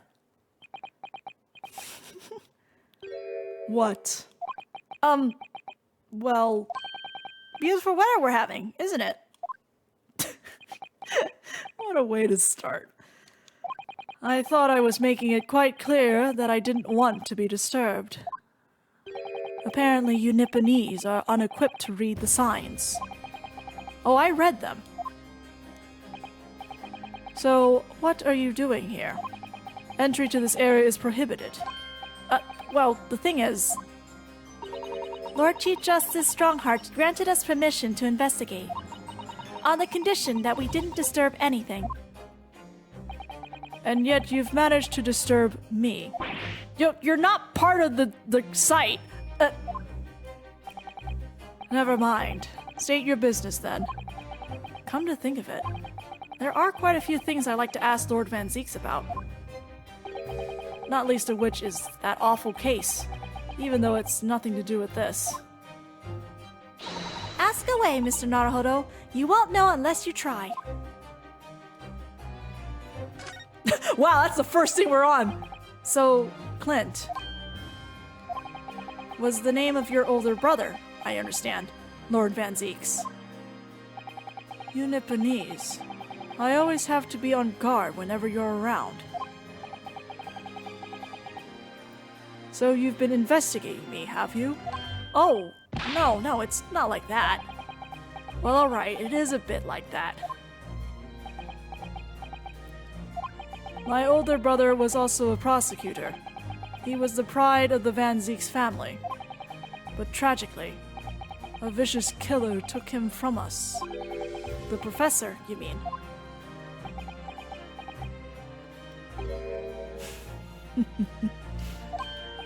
Is something funny? That's the extent of what you've discovered, is it? I shouldn't be surprised. Sorry? There's more to it, then. Lackluster work is very much your trademark, isn't it? Ugh, you're too kind. Are you going to tar all Nipponese with the same brush next? So tell me, what's your interest in that historic incident? As it happens, Lord Van Zeeks, there's a rather curious case that's come to our attention. Are you aware of the Madame Tusspells Museum of Waxwork by any chance? I am, naturally. I believe that since last month, I feature in one of the displays there for public scorn. Oh no! Wait a minute! There's a wax figure of Baroque? Hold on! Of course, the infamous Reaper of the Bailey would have to be exhibited, wouldn't he? There's a freaking wax figure of Baroque somewhere in that museum. Well, a particular waxwork has been stolen from the place and held for ransom. A particular waxwork? Which... Wait. You mean... Yes, it's the professor. Mr. Sholmes is investigating the case as we speak. I was unaware of that. He's turned as white as sheet. Are the police trying to locate the engineer, Mr. Drebber, already? Surely that goes without saying. We're very keen to see him found as well. The trouble is, we don't have much to go on aside from the description of the man we heard in the court earlier. Which, according to Professor Hairbrain, was of a tall, thin gentleman who has straight white hair and wears a black monocle. So, I was wondering. I mean, I realize it's probably not possible, but, we'd very much appreciate any more clues you can give us. Wow, Susato-san really knows how to take the bull by the horns. Fine. Why not? I have a photograph of the man here from the investigation 10 years ago. Thanks for cooperating? Though it appears he already had that black monocle at the time.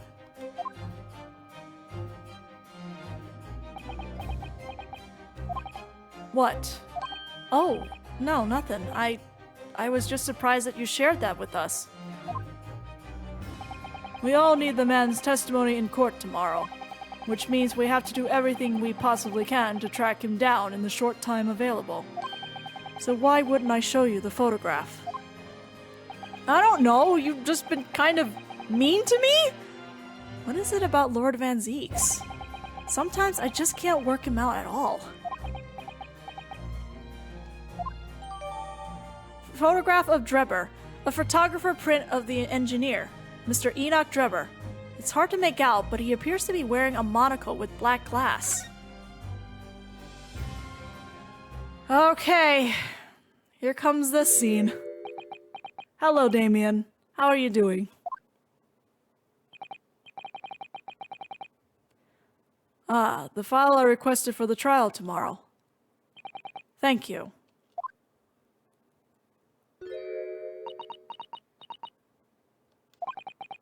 Are you alright? Who is this man, Mr. Naruhodo? Lord Van Zeek's apprentice, apparently. So I'm not the only one. Susato-san can see it too.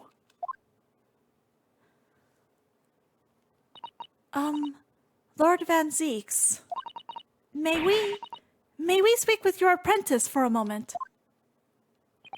With him? Why? Does he smell familiar? Sir?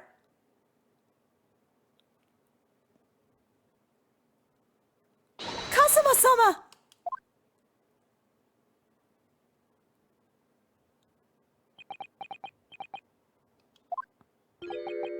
Kazuma.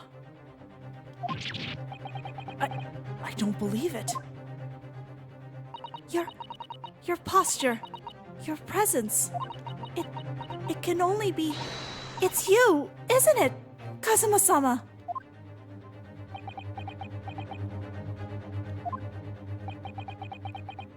I felt something strange the very first time I encountered this cloaked figure. As if I knew him somehow. Can it really be you, Kazuma? Bye! Wait! Too late. What's going on here? Can we talk about your apprentice? Oh, my heart stopped for a moment. I'm so tense. Hold on, I need to breathe. What is your interest in my apprentice, exactly? You act as if you know the man or something. Well, Since when has he been in your care? I don't recall you having an apprentice before I left Britain 6 months ago. Lord Strongheart introduced him to me about 3 months ago now, with instructions to mentor him as a prosecutor. But he didn't tell you why, did he? The man appears to be suffering from amnesia. He's forgotten every last detail about himself. He has amnesia. Tomorrow he will appear in court at my side. What? He's to serve as my judicial assistant, on Lord Strongheart's orders. Boy, what is up with this? Lord Strongheart, what are you doing to this poor man? He'll be in court with us? Now then, unless I'm much mistaken, I believe this conversation has run its course. Oh, yes, thank you. I definitely saw a reaction there. When Susato-san called out like that, it really seemed to hit a nerve. When she called out Kazuma-sama. Please stop, don't cry, Susato, because I'm gonna start crying. We're not even there yet. Oh, that was so intense. That was so intense. That scene was so intense. Oh my goodness. You already met that masked man, hadn't you, Mr. Naruhodo? Yes, yesterday in fact, at Lord Van Zeek's office. I see. And if Kazuma-sama really is still alive, it means that Mr. Sholmes lied to us. I know. We're going to need to speak to him about that. Sholmes! What have you been— You're going to have to leave now. The forensic investigation team are due to arrive shortly. If they find you here, it will cause problems. What sort of problems? Foreign affairs problems. Well, we could do without that. Alright, we'll be on our way.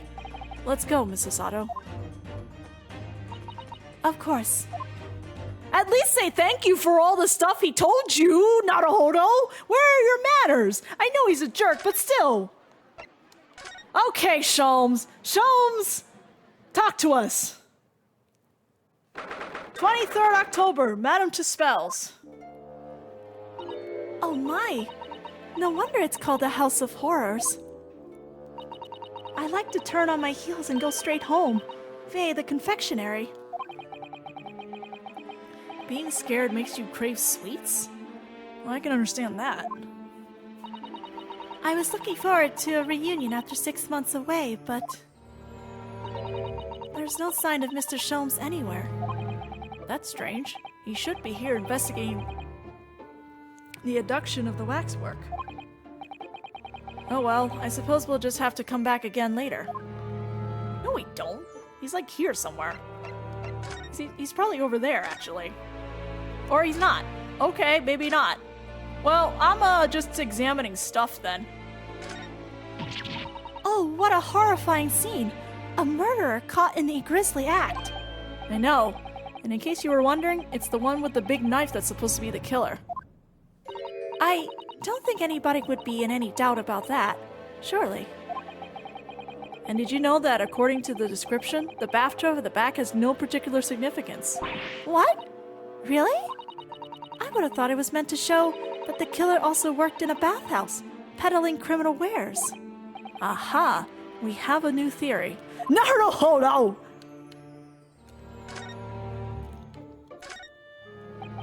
Ah yes, the heavy curtains in the middle of the House of Horrors. Whatever's on the other side of them, you just know it's going to be terrifying, don't you? The sign says it's the Madame Tusspells special exhibit. It seems you have to pay extra to go inside. I know, can you believe that? Pay more money, as if we haven't been scared enough already. It's not my doing, Mr. Naruhodo. Well, the cop's gone. He's not sitting there anymore. That old policeman isn't here now, obviously. I still can't believe he just happened to be on the jury, though. I can! I'd understood that London has a population of 6 million people, and yet... You do seem to run into the same people disproportionately often, don't you? He walked away. Alright, this should give me the stepladder stuff. Ah, there's a stepladder here. Look. Oh, yes, a stepladder. Ah, Susato and Naruhodo are in unison. I think perhaps we should let the proprietress know that someone's left it out. The stepladder, I mean. Is something wrong? Why do I feel as though I just managed to sidestep an argument? Top rung, here we go. We got it. Stepladder and ladder is done. I'm gonna stand up and stretch now.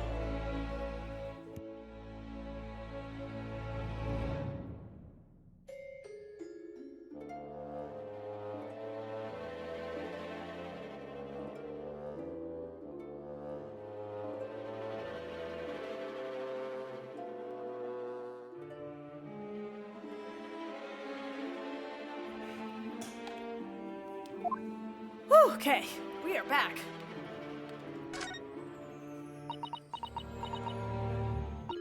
This one's posture reveals his weakness. Sorry? The killer's stance leaves him wide open to attack. I'm quite sure I could see him off. With a Susato takedown, then a Susato squash, and finally a Susato smash. Right. And if that doesn't render the culprit unconscious, a Susato slam should finish him. A Susato slam? Oh, I'm sorry, it's rather hard to explain. Leave yourself open slightly and I'll demonstrate. No, thank you! Absolutely not. Oh, he's really not here for now. Okay, I will come back later then. To the forensics laboratory instead. Ooh, this lab in HD. Creepy lab in HD. 23rd October, forensics laboratory. I believe this is it. Dr. Sif's laboratory. That chemical smell really assaults the nose. And there's plenty to assault the eyes in here, too. It looks as though the doctor isn't here. But we're here now, so we may as well do some sightseeing, don't you think? What a seasonal tourist you've become, Miss Susato. We could just have a little look around, being careful not to upset any restless souls. I think what triggers the scene is if I interact with this book on the table, so I'm going to leave that for last.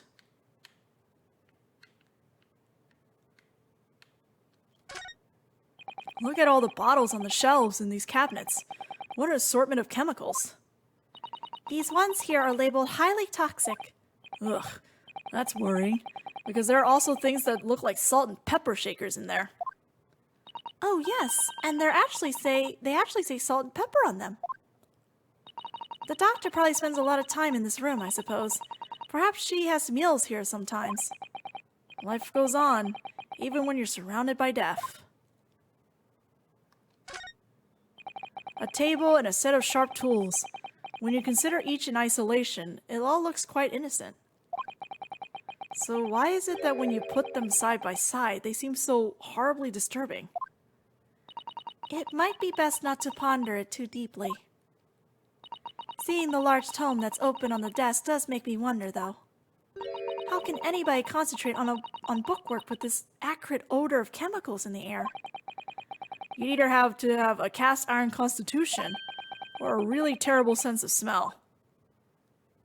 Or just wear a mask.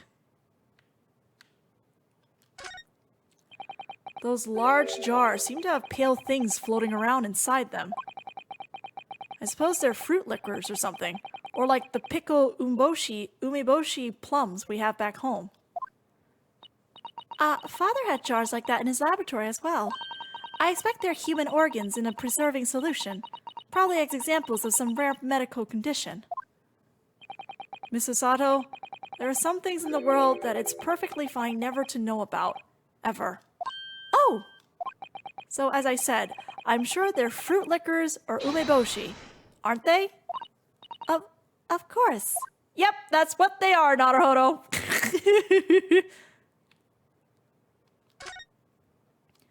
That looks like an owl and a crow up there. I know, and they haven't even twitched since we came in here. Well, no, they wouldn't have. They're taxidermy mounts, Mr. Naruhodo. Ugh, I was afraid you were going to say that.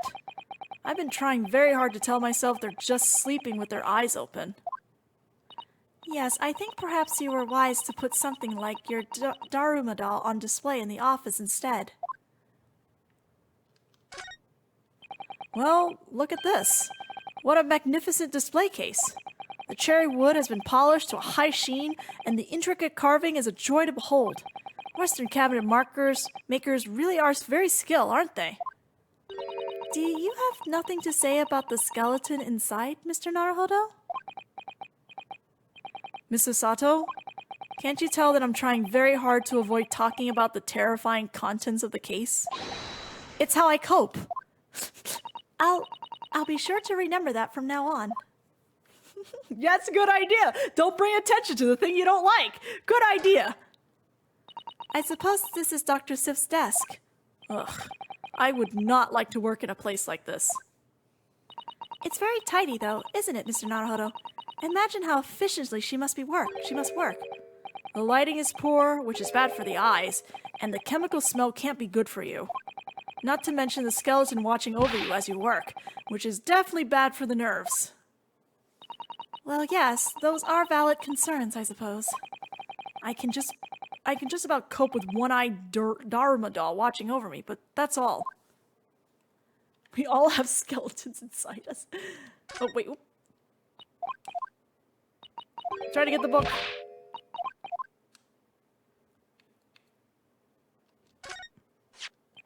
Look at this big, thick book here. Ah, it appears to be an accounting ledger. It's a record of the forensic investigation team's spending, I think.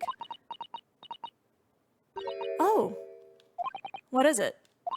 It's clear that the team purchases various equipment and supplies on a monthly basis, but, well, one entry seems rather strange. Really? In what way? They're buying 500 scalpels every month. 500 scalpels? 500? They must be working really hard on dissecting corpse. I'm just saying, like... I don't know.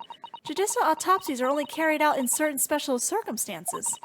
And scalpel blades can be sharpened, too. It does seem a bit strange, you're right. 500 scalpels a month? What could they possibly be using them all for? Street Fighter character? What are you doing? She's here. And her theme! Her theme is so good! Sorry, we had something we wanted to ask you, but you weren't here, so... So you thought you'd snoop around? That's acceptable to you people from the East, is it? Well, what do you want? Lord Strongheart told us, you see, that it was you who examined the victim's body. Mr. Asmon's body, I mean.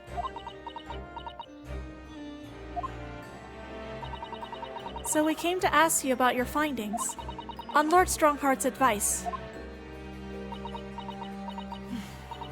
Very well. If the Lord Chief Justice has given his consent, I'll tell you what our investigation revealed.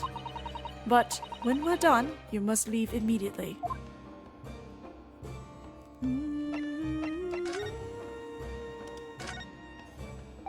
Dr. Sith, would you be good enough to take a look at this? Oh, you think I'm good enough, do you? No, I didn't mean... So I'm not good enough. In that case, why would you show me anything? Ugh, clearly you're too good for me to show you anything again. Ever. God, she's so good. Look at her. I love her design so much. So, You want to know what the forensic investigation team determined from its examination of the scene? The victim, Mr. Odie Aspen, who disappeared from the experimentation stage amid an explosion. And the Dr. Aspen who appeared moments later partway up the Crystal Tower. Were without question one and the same person. That is the team's conclusion. But that can't be right. If it was an elaborate trick, we can only speculate about how it was carried out. Let's see. If two people who looked very similar to each other were involved, they could have made it appear as if one single person had switched places, couldn't they? Very true. But sadly in this instance that was not the case. The man who disappeared and the man who subsequently reappeared was the same person. The fingerprints at the scene make that quite evident. Fingerprints? They're not yet officially recognized as forensic evidence in the British justice system.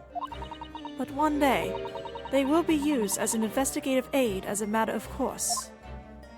Oh my, but that would mean that the instantaneous kinesis actually took place. So, where does that leave us? My team was tasked with investigating, not drawing conclusions. Oh.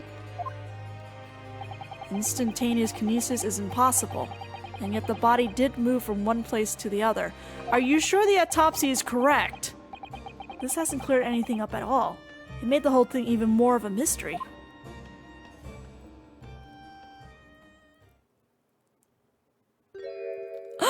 It's her!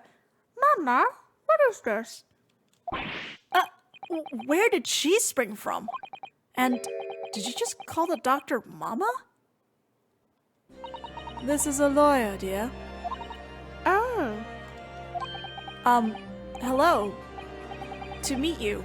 Pleased to meet you. Yes, I'm a defense lawyer, Ryunosuke. Mama? Yes? Can I cut this one off? What? I've never seen inside an Eastern person before. I want to know what it looks like. Of course you can't. It's a live specimen, as you very well see.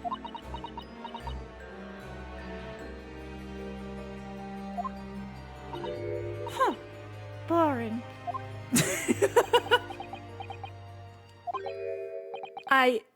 I think I just had a near-death experience. Naruhodo, no! Oh dear, Mr. Naruhodo, you're as pale as a corpse. Then let's leave before I'm mistaken for one. Well, I think we've done all the investigating we can here for now. If we could just determine the whereabouts of Mr. Trevor. I'm sure Gina and little Toby won't let us down. Now then, do you think we ought to try to speak with Mr. Sholmes at this point? We have things to discuss, and I'm dying to meet him again after all these months. Yes, it's quite possible he might know something useful. You're right. We ought to find him at Madame Tusspells. He's supposed to be working there as a temporary waxwork exhibit. Yes! Iris told me all about his latest unusual venture. God, look at her. She's so badass. I love her. So, what are you doing at the moment, Doctor? Keeping a close eye on things, so no impertinent Easterners think they can look around my office. Are there such impertinent Easterners around? How terrible. Naruhodo! Yes, you. She doesn't mince her words, She doesn't miss her words, Miss Susato. I think perhaps it's time we left. Let's go.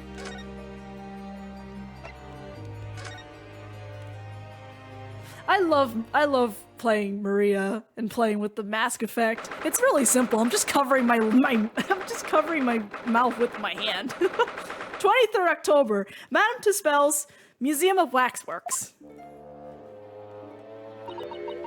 Here we are again at the House of Horrors. I'm afraid I haven't gotten used to this place yet. I'd still like to turn on my heels and go straight home. Via the confectionery, of course. Susato-san really is after something sweet today, isn't she? What's the matter? Look, Mr. Naruhodo! Look at that waxwork! I'm quite sure it wasn't there before. It looks exactly like Mr. Sholmes, down to the very last detail. That's because it is him. Aha! What is it? Oh, sorry. I think you'll find that's the temporary waxwork himself. Ah, the friend of my dedicated employee. Oh, yes, hello again. It's Ryunosuke Naruhodo. I must say I'm quite spellbound by the great detective. He's a marvel. My precious waxwork is already back where it belongs. You don't mean... But yes, the mystery is solved already. Wow, Mr. Sholmes can really engage his brain when he's hungry enough. Tickle him! So as you see, he has returned to his habitual duties. Yes. His habitual duties? Alors, do not disturb, huh? We're going to disturb, sorry, Mr. Spell. Poor Susato-san. She looks very perplexed. Splat cold tea. Man, all these suggestions that you're asking to do to poor Mr. Sholmes. We really do need to speak with Mr. Sholmes, and I'm longing to say hello again. But where is he?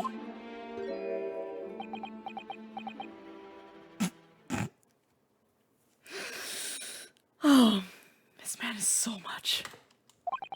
I think you might find that he's quite nearby, actually. Oh! What? What are you... Indeed, my dear fellows, it is I!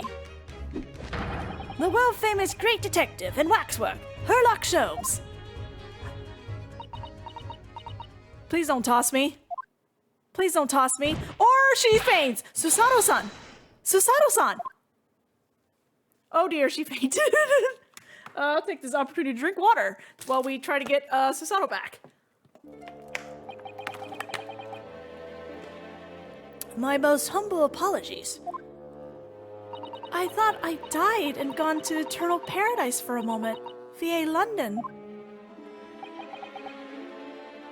My dear madam, allow me to make amends by offering you a tasty free deduction at some point. As long as it's not of questionable street food quality. I don't understand. Why are you working as a waxwork here, Mr. Sholmes? Merely a secret identity, you understand. Though the case is largely solved now. Largely solved? We're talking about the waxwork abduction, I presume. Indeed, we are, my fellow. As I predicted, it was as easy as proverbial pie. Though I confess, I'm yet to partake of a pie, proverbial otherwise, or any food as so far today for that matter. Sir! Sir! That stomach rumble echoed around the whole museum. So how did you manage to solve it so quickly? Ah, well, do remember I said it was largely solved. Anyway, I simply negotiate with the culprit. Are you familiar with the so-called telephone? Oh yes, it's the most modern invention, allowing you to hold a conversation with people far away. In Japan, only the imperial capital and a handful of other cities are connected as yet. This morning, a telephone call was received here from the perpetrator of the abduction. As such, I was able to negotiate terms, and in the end, the waxwork was returned. That's amazing. Just between you and I, it would appear the culprit had always intended to return the stolen waxwork in any event. Oh, but I thought whoever was responsible had demanded a ransom, no? Yes, I think perhaps the ransom demand was necessary to avoid unwanted suspicion regarding the true motive. But does that not mean your negotiating was entirely unnecessary? A fact that I must ask you to keep from Madame Tusspells at all costs. A hungry young Iris awaits my return to Baker Street, after all. Poor Iris. Now then, do I sense that you have some business with this great waxwork? Oh yeah, we have a lot of things to talk about. Let's talk about Enoch first. We're in the process of trying to track somebody down. Oh? Yes, a man by the name of Enoch Drebber. He's the swindler who duped Professor Hairbrain and the engineer who built the kinesis machine.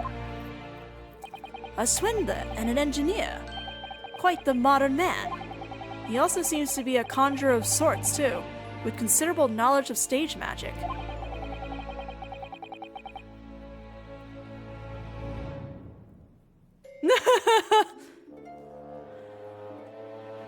We really need to locate him before the trial resumes tomorrow morning. But we have so few clues to go on. That's the trouble. Do you have any good ideas? I have no data yet. It is a capital mistake to have good ideas before one has data. So if I knew something of the man's appearance at least, I may be in better position to help. Yes, Drebber's appearance. Fortunately for you, however, presently I have little to occupy myself and little to fill my stomach. As soon as you find any clue, no matter how small, I should gladly give you my thoughts on it. Okay, how about we give you this thing then? I'm leaving that Cosmo thing for last. Mr. Sholmes, would you cast your eyes over this photographic print? It's of Mr. Enoch Drebber, the face of the engineer we seek. Well, and Englishmen look broadly the same, of course. So looking at the photograph won't be particularly instructive. Huh. Are you alright, Mr. Sholmes?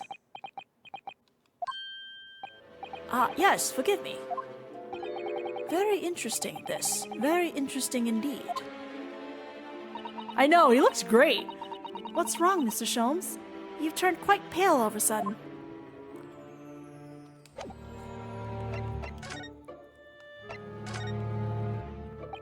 Mr. Sholmes, did you lie to us?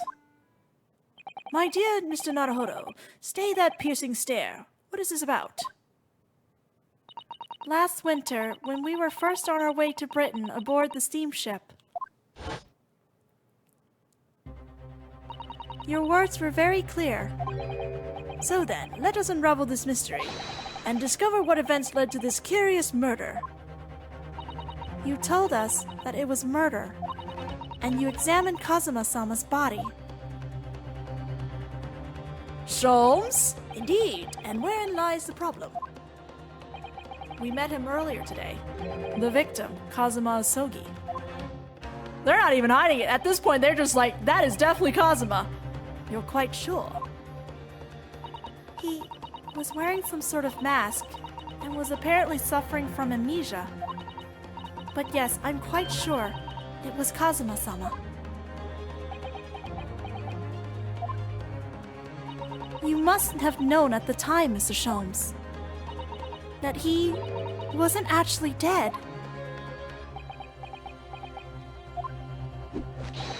Well, I can only assume I was swept up in the murderous atmosphere at the moment. Sholmes? But the fellow wasn't dead at all? Priceless. Sholmes!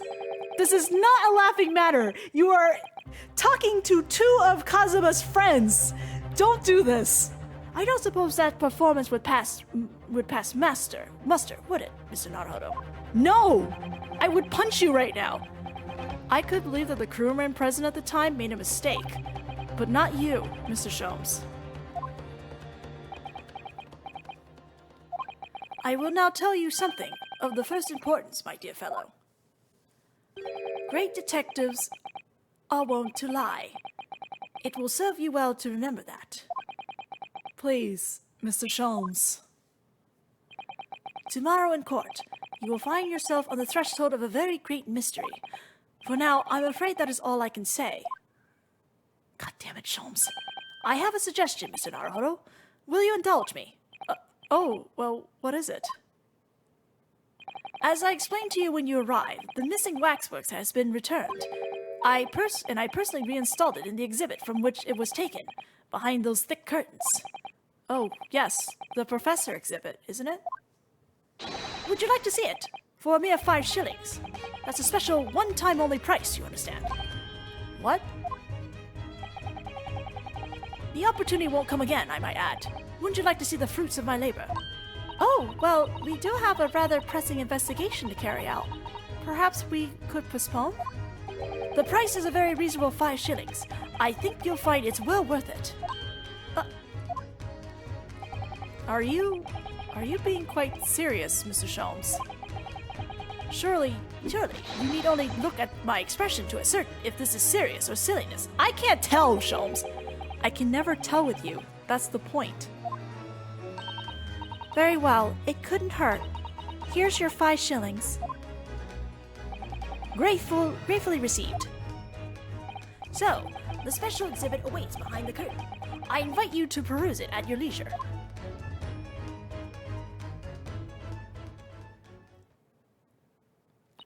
Well, the money's been spent, so let's go and see the special exhibit.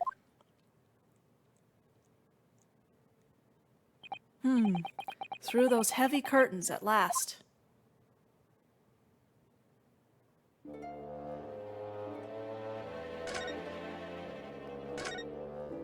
$5 shillings we've had to pay. It doesn't seem right somehow that Mr. Sholmes slipped the money into his own pocket, does it? No. We could ask Gina to retrieve it for us, using her special skills. Pickpocketing police officers and diddling detectives. Is this what makes Britain great? Not to mention demigod prosecutors taking the law into their own hands, or chip-loving inspectors. Inspector Gregson comes off rather well in that list, I think.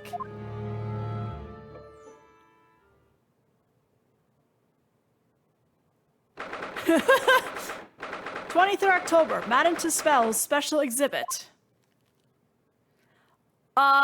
This guy in HD, and he sure is missing a head. Oh dear, I felt a shiver run down my spine as soon as he walked in here. Miss Susato, I say we turn on our heels and go straight home, via the big confectionery. We certainly can't do that. We've paid 5 shillings already. True. Okay, this is creepy. Oh no, this song! Actually, now I'm looking at it more closely. We've paid good money to see an exhibit that's clearly incomplete. The nerve of the great diddling detective is far more terrifying than anything else in this place. Then this must be what Mr. Sholmes meant when he said the case was largely solved. Be that as it may, Mr. Sholmes heavily implied there'd be a clue about the engineer in here, didn't he? But where? Since we paid 5 shillings, let's do 5 shillings worth of investigation, shall we? Yes, we will get what we paid for. Is that fear or frustration that's making Susato-san's voice tremble?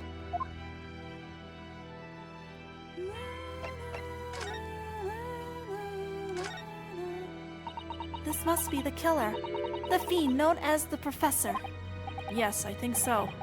According to what Madame Tusspells said, he killed 5 victims, all of noble or royal blood. The waxwork is so lifelike, isn't it? Like all the models in this place. I know. It looks like it could start moving at any moment, doesn't it? If only it had a head, that is. Perhaps we should examine it in a little more detail.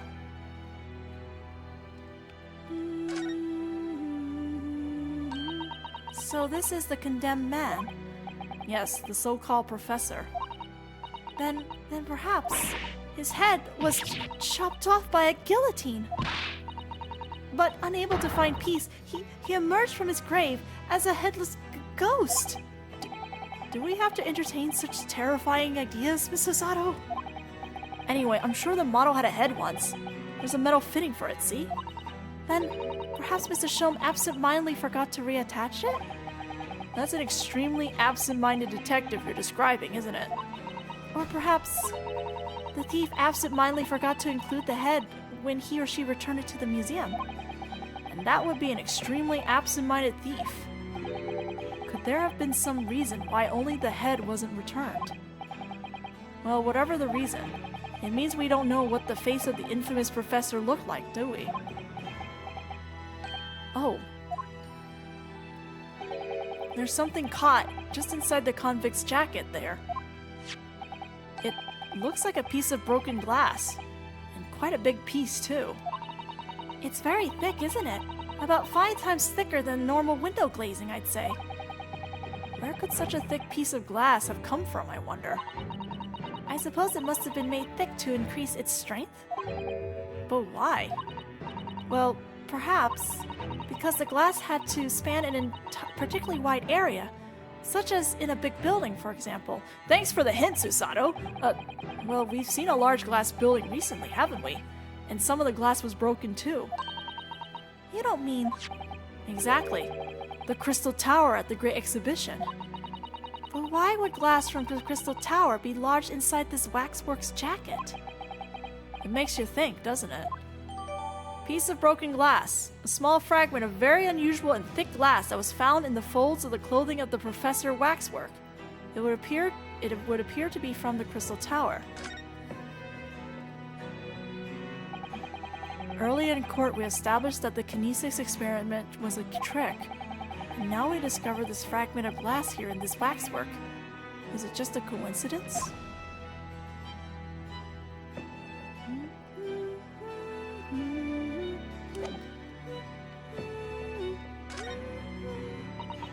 This part of the exhibit, it's just as disturbing as the rest. It looks so real. It seems to be a young man in a white overcoat. And he has a large shovel in his hand too. Look. Perhaps we should investigate in a little more detail.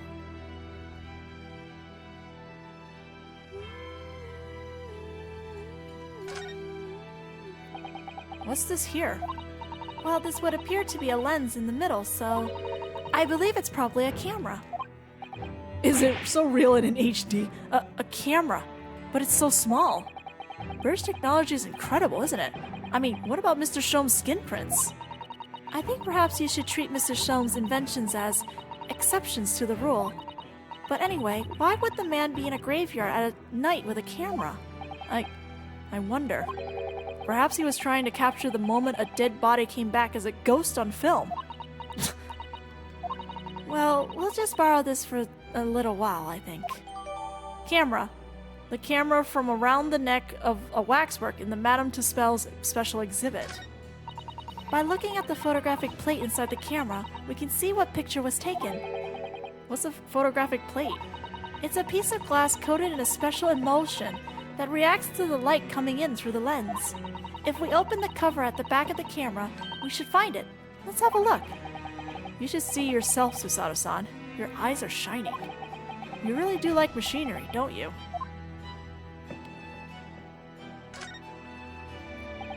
That's quite a large lamp the man's carrying. Or is it a lantern? It's not unlike a Japanese chochin paper lantern, actually, is it? Lamp, lantern, chochin. The point is it casts very little light. To be walking alone at a graveyard at night with only this. Well, I certainly couldn't do it. I'm not sure I could visit a graveyard at all, even in broad daylight, to be honest. Oh my god, figuring out the camera is, kind of butts. What a large shovel. He's holding it rather ominously, isn't he? What on earth was this man doing with a shovel in a graveyard in the middle of the night? Miss Susato? Yes? That's a spade, isn't it? Here we go again! No, it's a shovel. No, shovels are for digging. That's for scooping up loose material. It's a spade. We've been through this, Mr. Naruhodo. It's a shovel. No. Although, we haven't considered trowels. Trowels! Putting a third thing in this! We've allowed ourselves to be distracted, I feel. Perhaps we should concentrate on what the man was doing with the implement. So we're going to bury the hatchet? You're right, though. What was the man doing in the graveyard in the first place? That's the real question. We just put trowels in this whole thing. Hi, Corvus! Why did you... Oh my god. Can I hit this face? Thank you. Oh my god, the camera turning is really hard on this thing. I can't see his face very well. Can you? Oh god, we're putting hatchets into this? Perhaps if I just... Oh, Do you think you should be manhandling the exhibits, Naruhodo? I'll put it back exactly as it was, don't worry. Okay.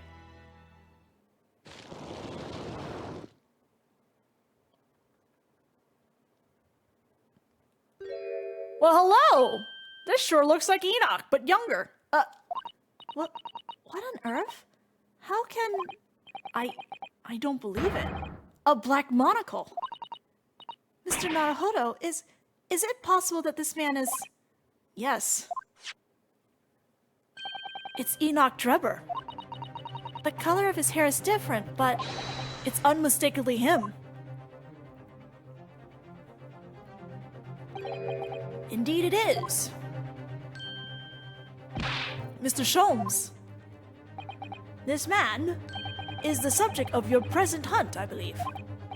Yes, that's right. Just who is this man? Why is he here in this exhibit? Why does the convict behind him have no head? The head was missing when the model was returned by the thief who stole it. What a surprise. So then the case isn't yet solved, is it? Did I not say so myself? Largely solved were my words, I believe. But I must locate the missing head. Tout de suite. Tout de suite, as Madame would say, or I'll be in grave trouble. A very hungry iris still awaits my return to Baker Street, preferably with rations. Ugh. Do you know, though, something about this room is strange. Strange? What do you mean? Well, the displays in the House of Horrors are supposed to depict real events, are they not? Indeed they are, Miss Susato. Do go on. And as terrifying as they are, the scenes in the other exhibits are believable. But this one... This surely couldn't ever really have happened, could it? What, people coming back from the dead? I think it's time I educated you a little about the nature of the incident involving the professor 10 years ago.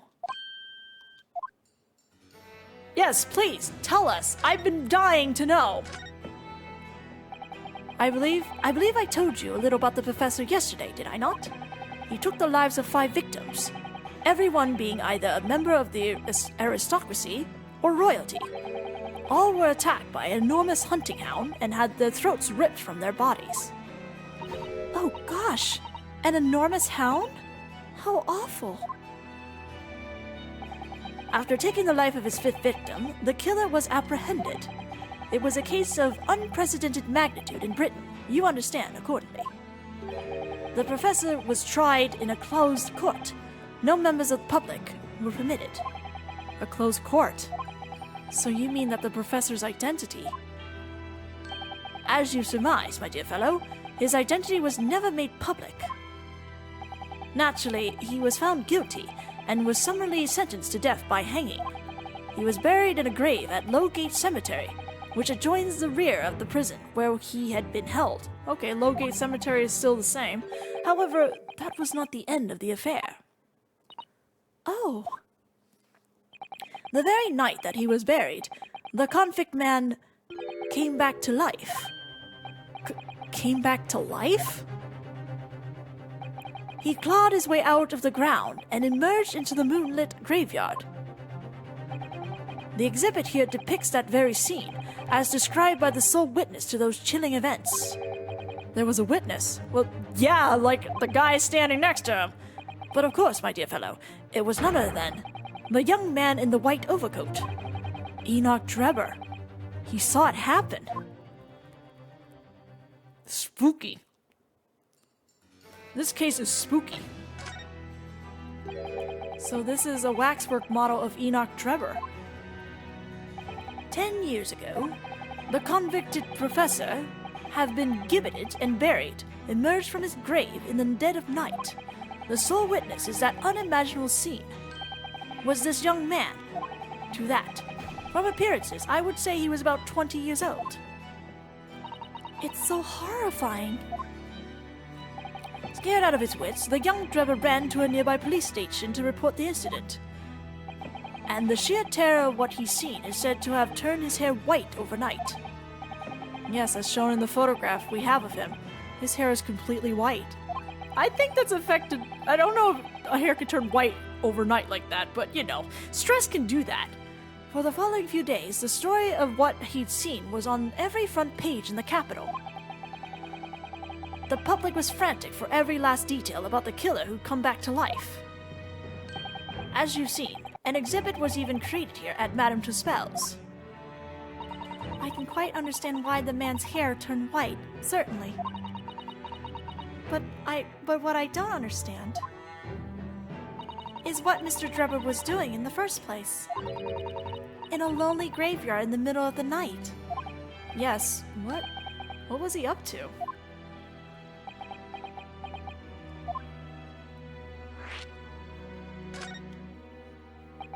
The professor acts of terror threw London's upper classes into complete panic 10 years ago. It was a great scandal, one might say, at the very highest levels of society. And since the killer's identity was never made public, rumors abounded. Sure, what is it called? I can't guess right now because it's getting late, I'm going over, and I think a to be continue is actually coming really close. After all, no killer had ever before systematically employed a dog as a weapon of murder.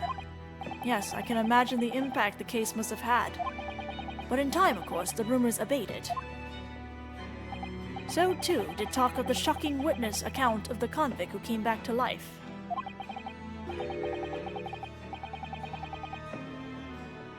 Oh, cool. It was forgotten, dismissed as a dubious ghost story, as a preposterous parlor tale. Oh no, that's unfortunate.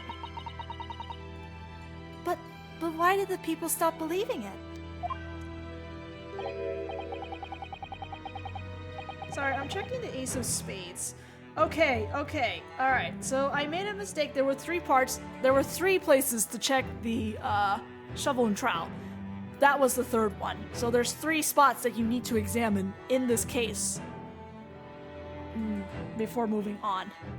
Why, simply because there was no resurrection to speak of, as was established in fact. What?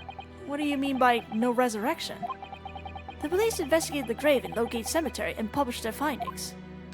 The convict's body was found to be buried exactly where it had been following the execution. No! But that would mean Mr. Drebber must have lied to the police and the newspapers. That would appear to be the only logical explanation, yes. The young man subsequently vanished from society and nothing has been heard of him since. It's rather striking, then, that he should resurface now, don't you think? Of course, the convicted murder couldn't really have come back to life. That's not possible. But Drebber's hair is unusually white, and if that really did happen overnight as a result of a shock, it's hard to believe the incident was out-and-out lie. I mean, also consider he might have been buried alive. Ah! Whoa, what the bleeding Nora, Otto? What have you gone and done? Gina, what are you doing here? I asked Iris, and she said this was where you be, so... It's the gun again. So... Gina, that's so loud in the museum. Madame Tusspells will have you take a position as a waxwork if you're not careful. I think there might be more pressing concern. I still had some flash powder left from 6 months ago, so... Stop shooting them! So...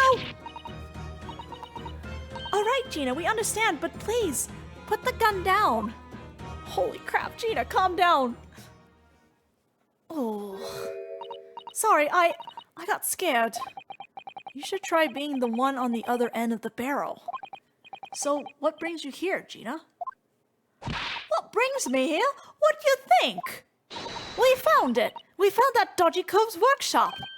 What? You found Drebber's workshop? Good, Toby! Yep, Toby's note took me straight there. The boss and the others are heading over there now in a drag, so come on.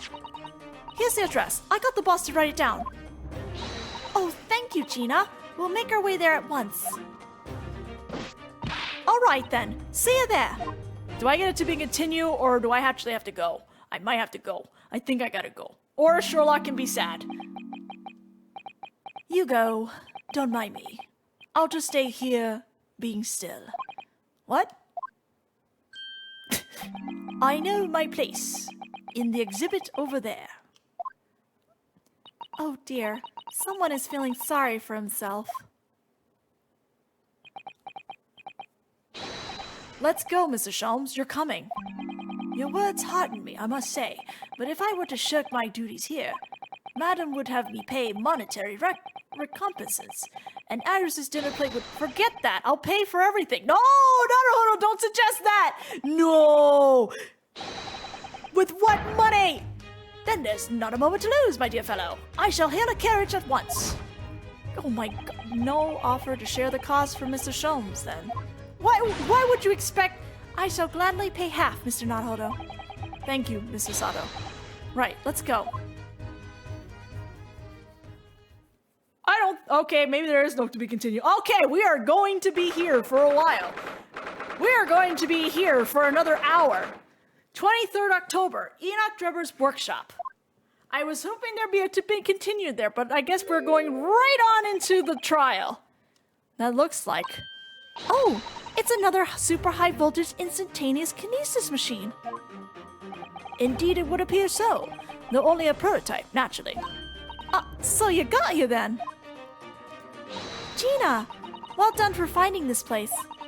And in such little time. You've really worked miracles. You should be thanking Toby. It's Toby here who's the miracle worker. Oh no, I want to get this done. Gregson? I thought your lot would show up before long. Hello, Inspector. That's one knitted brow. He looks like he's eating a lemon, not a bag of fish and chips. So, Inspector, is there any sign of the engineer? Sadly not. We didn't find a soul in here. Great. Oh, what a shame. Well, thank you for letting us know about this place and giving us the chance to investigate. According to what Gina tells me, we only found it thanks to a clue that you lot turned up. I wouldn't want to say, go to Paris with a debt of gratitude unpaid now, would I? Thank you. Anyway, if you're hoping to snoop around in here, I get cracking. Lord Van Zeeks and the forensic investigation team are on their way here as we speak. Them again. I imagined you got a picture by now. They don't take too kindly to lawyer types. Right. So then, my dear fellows, let's turn this place upside down whilst we have the chance. And you, Sholmes. Pardon? They take even less kindly to great detectives than they do to lawyers. Very droll, Gregson, very droll. But you may consider me nothing more than an inconspicuous waxwork model. Please. Right then, let's see what we can find in here. Let's search hard.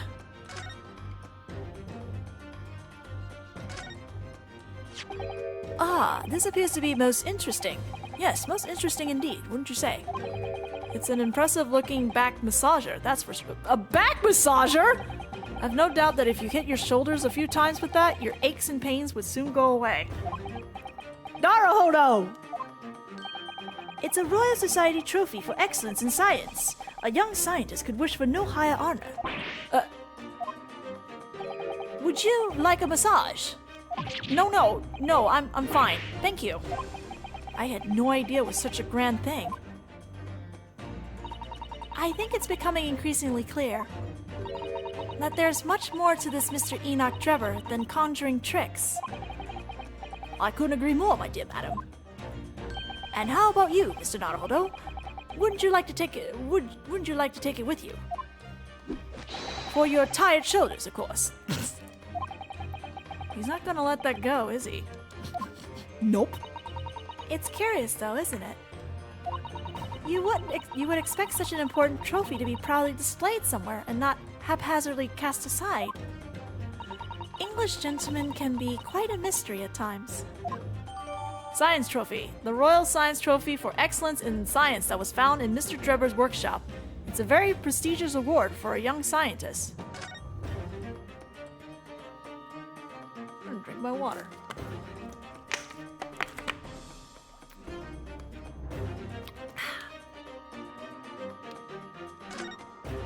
This is...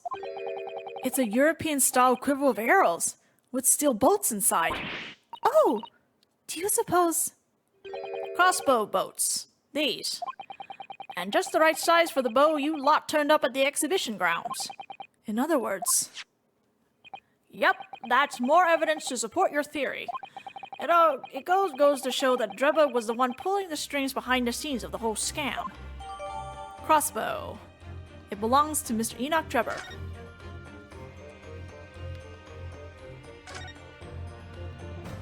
I'm sorry, Mr. Naruhodo. That machine is covered by the Special Dispensation for Scientific Equipment Act. There would be serious repercussions if you were to examine it, from the Crown and the government. Yeah, about that. Those two don't care. Well, those two don't seem to be holding back. It's quite hollow inside. No working parts or devices of deception to be seen, my dear fellow. No loose chains dropped on the floor or nothing. Not even a bone for Toby here, my dear fellow. British people are very much ruled by their own ideals, aren't they? I think that's just these two, Miss Susato. Yeah, that's just them.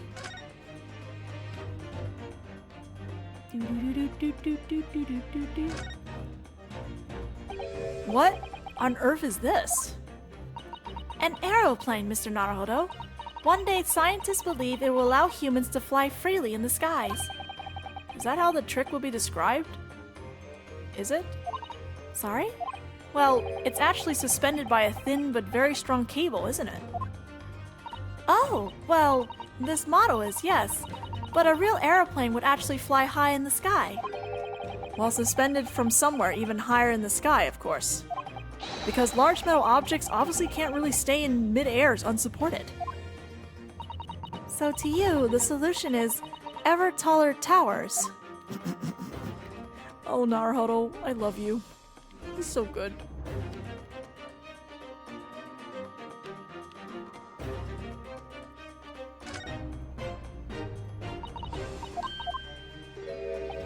I just want to talk to Gregson, but okay.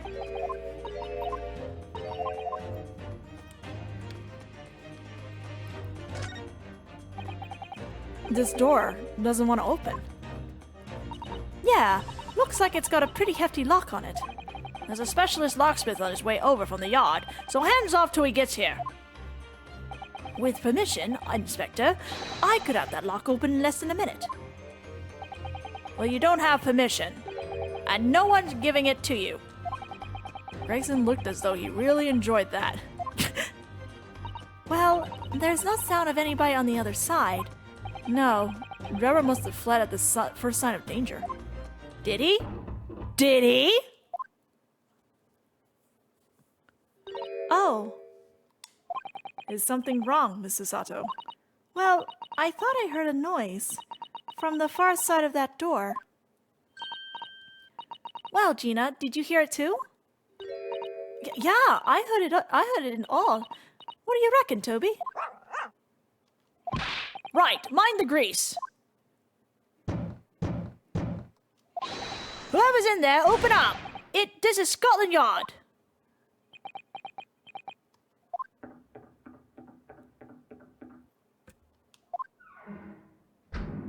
What the hell? Oh my, someone is in there. Ah, this rotten bleeding lock. My dear Gregson, as I said only minutes ago, if only it were continents, I could unlock that door in less than a minute.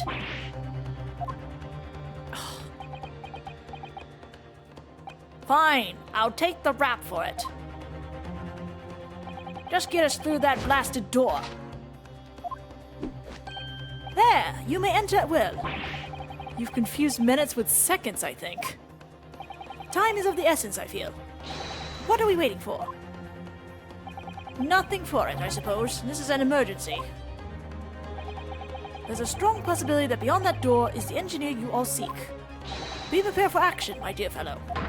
Yes.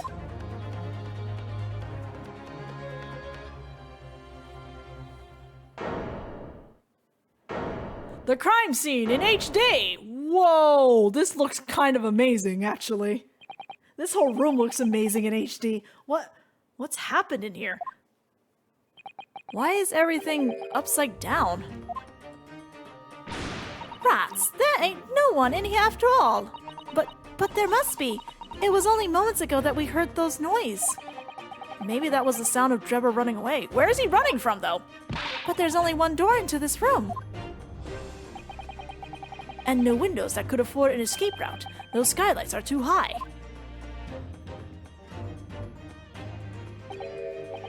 What's that up there? Are they footprints? On the ceiling?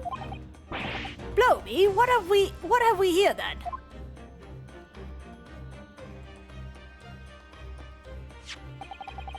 Looks like someone was trying to burn something in a hurry. Oh, that looks like a set of blueprints. To what? To that Professor Hairbrain's balmy machine, is it? Blimey! If we had these, there'd have been no need to muck about trying to investigate all that scrap metal. There's something of great interest here, too. This rope was lying on the floor at the foot of that pillar. A rope? What's significant about that? I love how we're all looking at everything but the bomb. Never mind. You see, but you do not observe, Mr. Naruhodo.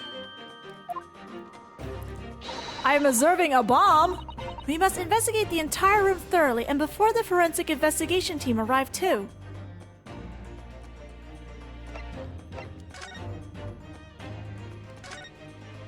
That's a really lovely model.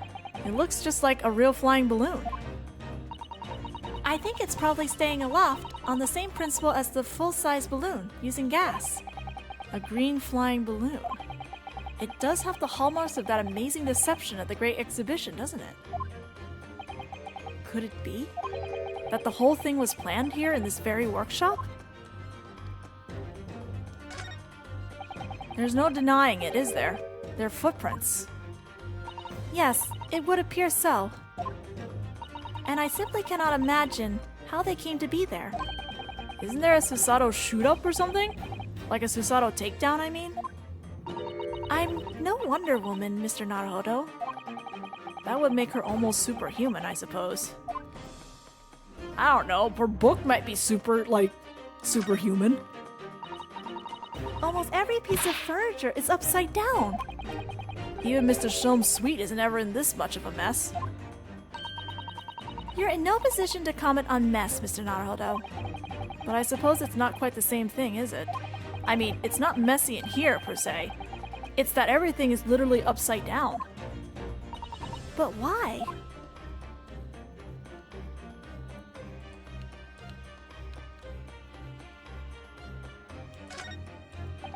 That's a very large safe. I don't suppose even Mr. Sholmes could open that lock. Although, if you were a thief, you could just steal the entire thing, I suppose.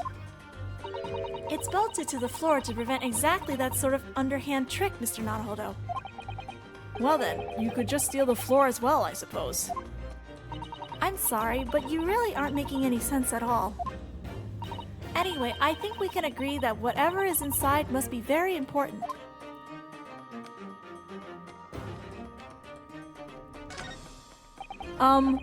Mr. Sholmes?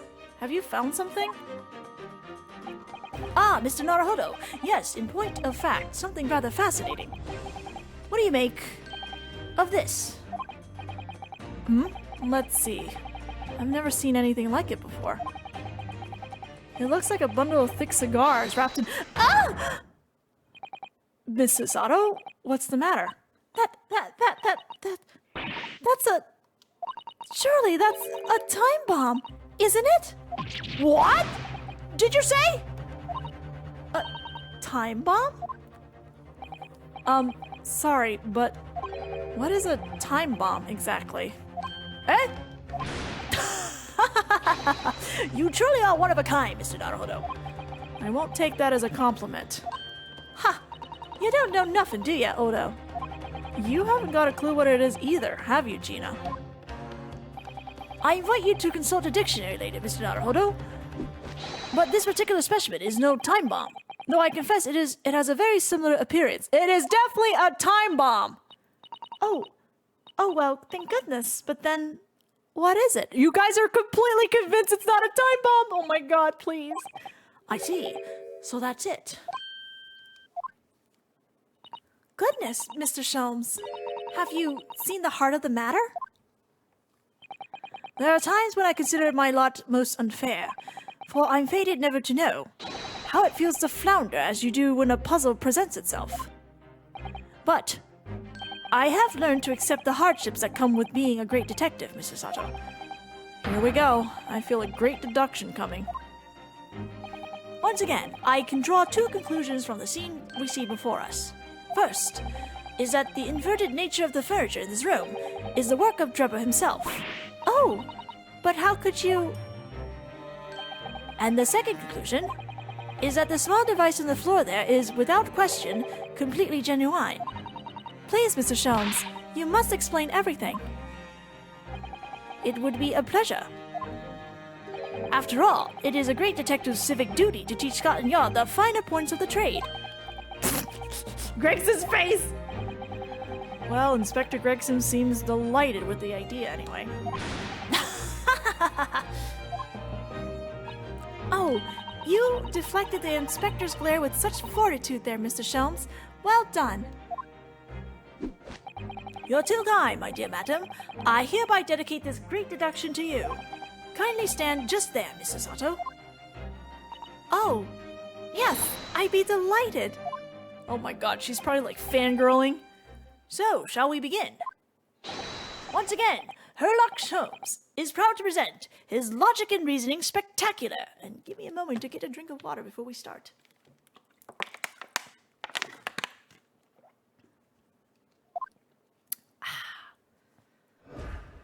Oh god!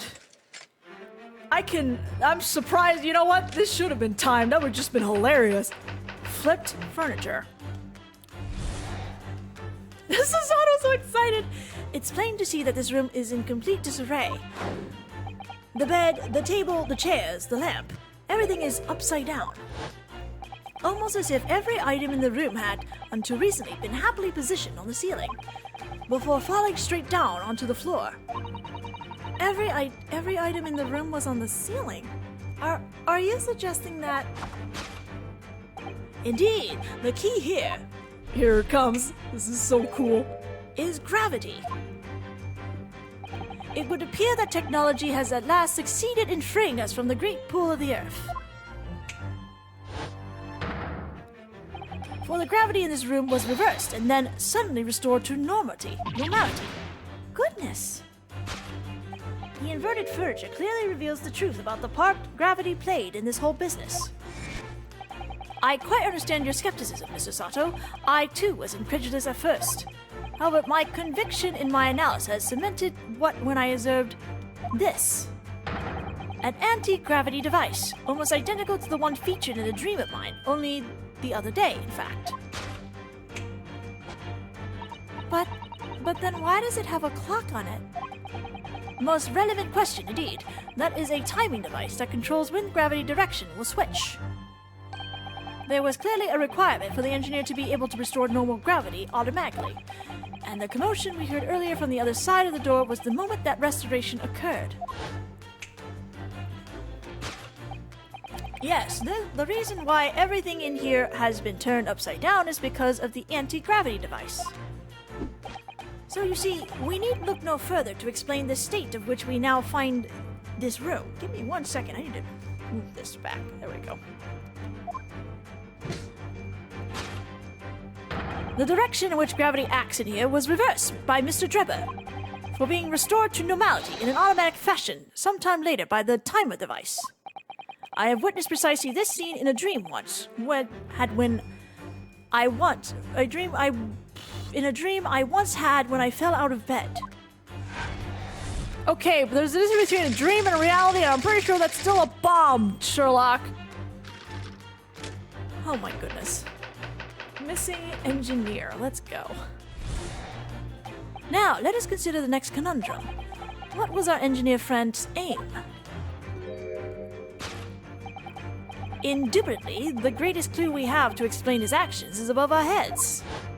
Yes, how is it possible that there are footprints all the way up there on the ceiling? A question whose answer will lead us neatly to the truth, my dear madam. The reason there are footprints on the ceiling is because of the nearby skylight. Of course, Drebber's aim was singular, to escape. However, there is but one way into this room, excepting the skylight, that is. Ah. Whee! By inverting gravity in here, Drebber was able to fall conveniently to the ceiling and make his escape via the otherwise inaccessible skylight, leaving those footprints behind on the way. But the ceiling in here is very high, Mr. Sholmes. If the gravity reversal was sudden, wouldn't Mr. Drebber have fallen onto the ceiling rather violently? Falling up is both scientifically and philosophically a rather interesting concept, I feel. But the man was cornered with nowhere to run, so escaping through the skylight was his only option. You may recall that I found this in the room earlier, which I believe offers a solution. Oh, the rope. To reach the intended destination, what better tool than the rope? By anchoring one end to the wall, the man was able to lower himself safely to the ceiling. Which explains how Drebber was able to escape this room before our arrival. He reversed the pull of gravity and fled via the skylight. And personally, I should very much like to reverse the pull of gravity again now, just for fun. It is a great visual deduction. Extremely aesthetically pleasing to watch. Thus concludes Herlockian's great deduction of this topsy-turvy puzzle. I'm shaking my head, by the way, because this is so much. This is so much. Gregson is so done. I am done. How is that bomb not going off yet? Susato, meanwhile, is in fangirl land. She's completely spellbound. Mr. Sholmes, there is just one thing that troubles me. I would expect nothing less. You're destined to be troubled by just one thing for the rest of your life. The thing is such a thing actually possible? An anti-gravity device, I mean. I would say that with man's current scientific knowledge at the turn of the 20th century, it's no more possible than instantaneous kinesis. Then why would you deduce that? But your whole deduction hinges on it. Ah, but my dear fellow, when you have eliminated the impossible, whatever remains must be the truth. He said the line. However improbable it may seem. He said the line! Me too. Me too, Naruhodo. It is a marvelous line, wouldn't you agree? One of my more enduring pearls of wisdom. I had Iris come up with that exact phrasing, and my original was clumsy. Yes, I have a feeling I've read it in something that Miss Susato lent me once. Objection! Actually, there is one other thing, Mr. Sholmes. Ah, the spell's broken at last. She said objection. The rope you found was on the floor, wasn't it? Indeed it was, in lonely coils near the wall. But if Mr. Drebber had used it to escape in the way you described, wouldn't it still be tied to the wall?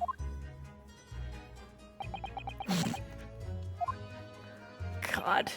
Mysteries inevitably unravel in the end, as I think you'll find do ropes. And as evidence of such, you need only look at the mystery we faced in this room, now skillfully unraveled. That argument is as circular as the coils of rope. I think perhaps we might need to give Mr. Sholmes the usual little helping hand. I'm sure with some minor corrections, the great detective's great deduction will lead us to the truth. Yes, you're right. And we must do it quickly before Enoch Drebber gets too far away. Meanwhile, there's a bomb, we don't know where Enoch is, he might have ran away, and we're just gonna have a deduction in the middle of this. This is great. If you're ready, then let us resume. Mr. Herlockian, logic and reasoning spectacular. Send help. Who cares? It's a bomb. Herlock's having too much fun, guys.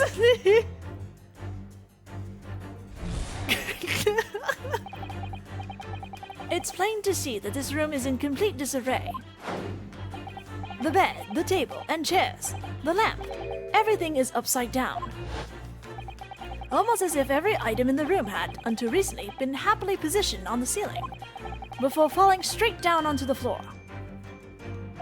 Every item in the room was on the ceiling. Are you suggesting that? Indeed, the key here, this is still so cool though, is gravity. It would appear that technology has at last succeeded in freeing us from the great pull of the Earth. For the gravity in this room was reversed and then suddenly restored to normality. Goodness! The inverted furniture clearly reveals the truth about the part gravity played, and then it disappeared before I could finish reading that, but that's okay. To think gravity would have been reversed in this very room. I find the whole idea utterly enthralling. Only Mr. Sholmes could conceive of such an explanation. But the man himself admitted it was a scientific impossibility, so... Yes, you're quite right. We must completely discount the idea at once. Ugh, that's unusually merciless of you, Miss Susato. When you have eliminated the impossible, whatever remains must be the truth. The great detective himself said so, didn't he? While refusing to part with his dreams of anti-gravity devices. Yes, I suppose so. Well, let's see if examining this topsy-turvy scene a little more closely reveals some proof that shows exactly what the gravity in this room was or wasn't doing. Probably wasn't doing, which we got right here. Well, I wasn't expecting to find a pretty bunch of flowers in here, that's for sure. Look at that! I know, that slender little vase looks like it's about to topple at any moment, but the flowers are thriving. Somehow it makes you think of the fragility of life, wouldn't you say? That's deep, Naruhodo! To be honest, Naruhodo, something else about it made a rather deeper impression on me. It's upright. Take that!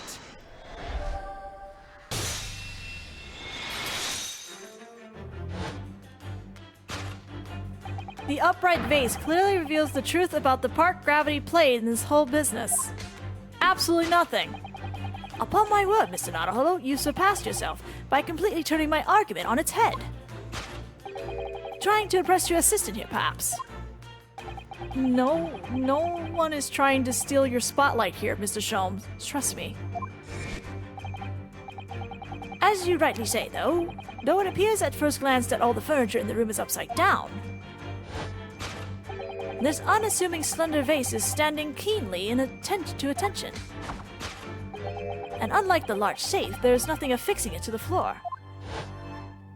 And it's the exception that breaks the rule.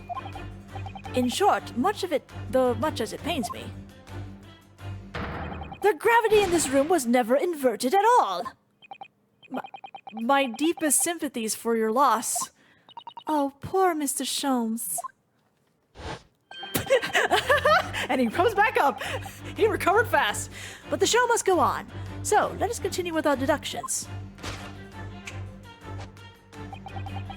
Now that we know this contrivance is not, in fact, an anti-gravity device, there remains but one other possibility. You don't say. Someone deliberately turned over every piece of furniture in here. Which might sound obvious, but leaves one mystery very much unsolved. Namely, why would anyone choose to do that? Quite, and naturally, there is an explanation. Yes, the reason why everything in here has been turned upside down is because of the anti-gravity device. Also, I just noticed that Naruhodo is piping in to speak in the middle of, like, before we have to do the correction, he's piping in. I just noticed that, and I'm like, wait, he never did that in the previous deductions. He's engaging with Herlock now. He's absolutely determined that this device must have something to do with it, isn't he? I'm afraid the lure of an exciting scientific explanation is too strong. Well, there's no doubt that somebody did this. Somebody turned all this furniture over. So whoever it was must have had a reason. I kind of want to put all the deductions together just to see the subtle, if there's like some subtle growth from the first one to the last one. I'm afraid nothing comes to mind at all, though. Well, let's look around and see if the answer presents itself. Boop. Take that! Oops, I probably should have examined that. I just did it habitually because I already know where to go with this. My bad. Yes, the reason why everything in here has been turned upside down is because of the safe combination. Precisely. I believe, Mr. Naruhodo, that you had a very similar experience once, did you not? Yes, last year, when I bought a lottery ticket and noted the ticket number down on the inside cover of a book just in case. That's it! For people are forgetful souls at heart and always make a written note of important information. Just keeping the ticket itself safe would be more sensible, I think. And what, pray, happened next, Mr. Naruhodo? When the day of the draw came around, I'd forgotten which book I'd written the number in and had turned my room upside down to find it. That's it! For people are forgetful souls at heart and always forget where they've noted things down. Not if you've always noted things in the same place. I actually won second prize, you know. But I couldn't remember which magazine I slipped the ticket into, so I... Thank you, Mr. Naruhodo, but I believe I've proved my point now. Bye! Which is that a very similar scenario has clearly unfolded in this room. Finding himself requiring access to the safe, the occupant of this room needed the combination code. He remembered that he'd written it on the underside of a piece of furniture, but forgot which one, leading to the state in which we now find the room. Yes, Mr. Drebber overturned the furniture in here, in a desperate hurry, to locate the combination code that would unlock the safe.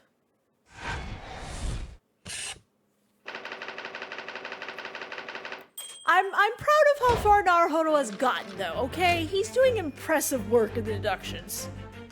He's doing work. Now, let us consider the next conundrum. What was our engineer's friend's aim? Indubitably, the greatest clue we have to explain these actions is above our head. Yes, how is it possible that there are footprints all the way up there on the ceiling? A question whose answers will lead us neatly to the truth, my dear madam. The reason there are footprints on the ceiling is because of the near skylight. Well, if a change in the direction of gravity can't explain it, then how did those footprints get there? Yes, I feel as though the particular mystery has just become even harder to solve. I can't think of any other way to explain it at all. Ooh, life was so much simpler in those halcyon days when gravity could be reversed. Are you sure it was simpler? It was minutes ago, and those halcyon days never existed in the first place. Well, I suppose we must simply put our faith in Mr. Sholmes and observe the area in more detail. Putting our faith in Mr. Sholmes is what gets us into these situations in the first place. Okay, well, there's definitely a shoe just hanging out up here. It's hard to believe, but there's a shoe up there, look. Oh yes, and there are more footprints on this little balloon too. Perhaps the shoe was thrown up there and became lodged, do you think? If so, then judging from the number of footprints, it must have been thrown up several times. Why would anyone be throwing shoes up at the ceiling, though? Oh dear, that's beyond me, I'm afraid. Am I presenting the shoe or the balloon? I guess I'm presenting the shoe. This is a gas balloon, isn't it? It's tiny, but it does seem to be a real balloon. Yes, I think you're right. I think it's helium that's keeping it up. A green gas balloon. Why does that seem to ring a bell with me? If you can see, there are footprints on this balloon too. Look. Oh yes. Surely that's a clue, isn't it? Though what it tells us, I'm not sure. Am I presenting the balloon? I'm just gonna present the shoe. Let's try the shoe. Okay, the shoe is correct. Is it the shoe or the balloon? I don't know. The reason there are footprints on the ceiling is because of the nearby shoe. And on closer inspection, there are clearly footprints all over the balloon as well. In other words, the aim was never the skylight at all, but the balloon. But for what purpose? A green balloon. That seems somewhat familiar data. It was a piece of green balloon's envelope that Mr. Naruhodo and Iris found at the scene. And inside the green balloon that Master Gotts claimed he saw above the stage when the incident occurred was the second birdcage, the crux of the whole instantaneous kinesis deception. You mean to say... If we assume the balloon in here is a model of the one used on the day, there is a strong possibility something may be concealed inside it. Let's knock it down. Something our absconder was desperate to retrieve before making a hasty getaway. But the balloon's out of reach. Hence why it resorted to a projectile, namely the shoe. Most probably, Drebber intended to tear a hole in the envelope by assailing it with the shoe. However, his efforts were thwarted, with the shoe itself becoming a prisoner of those lofty heights. Oh dear. We desperately need to examine that balloon. If only there was some way we could see inside. You may recall that I found this in the room earlier, which I believe offers a solution. Oh, the rope. To reach the intended destination, what better tool than this rope? No. Mr. Sholmes has managed to bring the deduction back to the rope. Alright, I have to admit, that was clever. So we just throw the rope up to the balloon and then pull it down to us on the ground? Which is much easier said than done, I feel. And could take us a very long time as well. True. Perhaps we need a more surefire method. In fact, we already have one, of course, don't we? Yeah! Take this! Take that! I mean, take that! To reach the intended destination, what better tool than this crossbow? That was found at the scene, in fact. And in all likelihood belongs to Mr. Drebber. If the man had only brought it away from him that day, why did he leave it there? He could have avoided losing a shoe at such a critical time as this. Meanwhile, there's still a bomb, but you know. So, shall we? Your curiosity is deeply stirred, no doubt, my dear fellows. What is it that Enoch Drebber has hidden inside that balloon? Boop!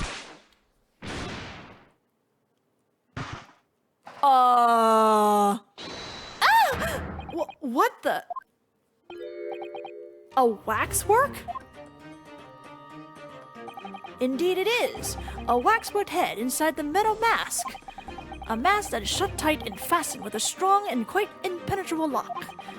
So we can't see the face inside. That means... Just a moment. This is the head of a waxwork model. Does that mean... Oh, goodness. I see you've joined the dots, Mr. Sato. Excellent. Of course, a headless waxwork model. The case of the abducted Madame Tusspells model that you've largely solved. It was only the head of the killer that was still missing. Indeed, it was. But I believe Madame Tusspells will now have to settle her sizable account with me.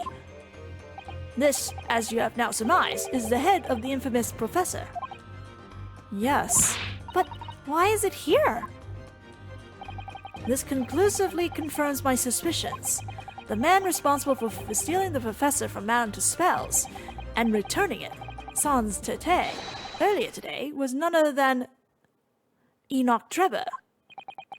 This is incredible.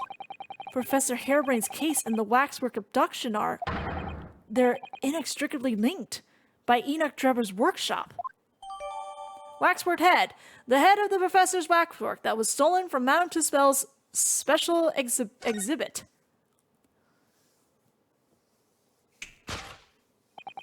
Well, it appears our logical pleasure cruise has come to an end, my dear fellows. All that remains is, yes, to speak with the architect of this adventure. The architect? You mean Mr. Drebber? As it seems quite possible that he escaped via one of the skylights. Obviously, the man must still be here in the room. What? And his location should be abundantly clear.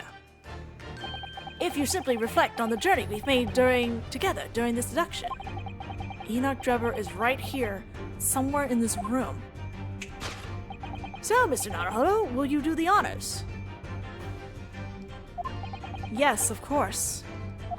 See, usually right here we would have another reenactment, but Sherlock is actually letting Naruhodo take the reins. Mr. Drebber's hiding place must be... Look at all that mess in front of the safe. Yes, it's plans. Yes, plans and accounting ledgers. Almost as if somebody was in a hurry to empty the contents of the safe, in fact. Take that!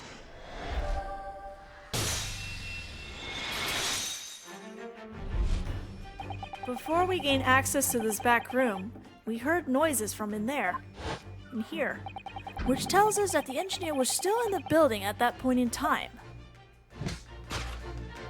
He was in fact searching for the combination to his safe, and pressed for time made no attempt to right the furniture that he overturned in the process, from which we can deduce that his search for the combination happens very recently indeed. In summary, Mr. Enoch Drebber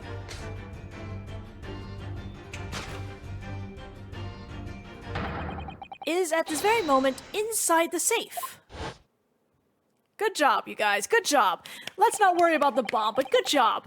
Thus concludes Herlock Sholmes' great deduction of this topsy-turvy puzzle. Bravo! I'm proud of you, Sholmes. Great job! I am still stressing out by the bomb, but you know. Yeah, Draper's just like, shit.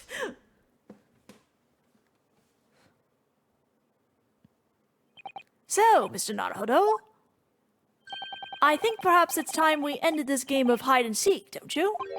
By opening the safe, you mean? What else? Let's see, the combination was 1432582. I knew that. Alright, here goes. Naruhodo's bad at remembering numbers, as we learned from like the first Rants magazine. And there he is, the man himself. You found me. Rolling out like an armadillo.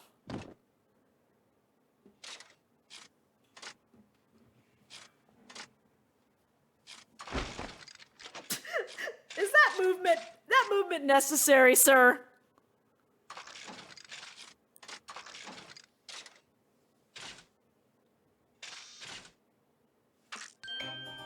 Oh, his theme. His theme. Right then, sir. Mr. Enoch Drebber, I presume. Correct. You better start talking. You tricked Professor Harebrain with that bogus machine you built.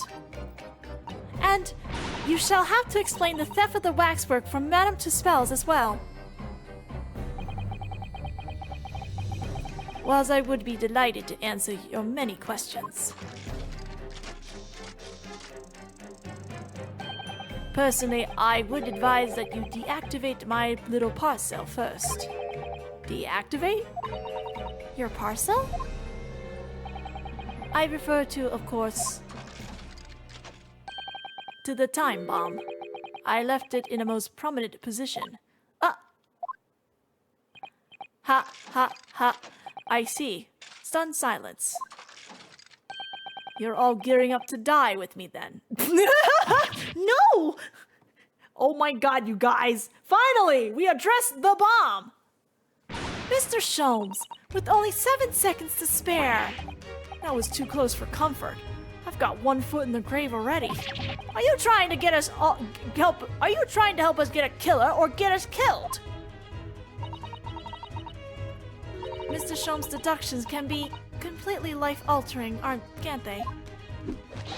Well, my dear fellows, that was a close shave.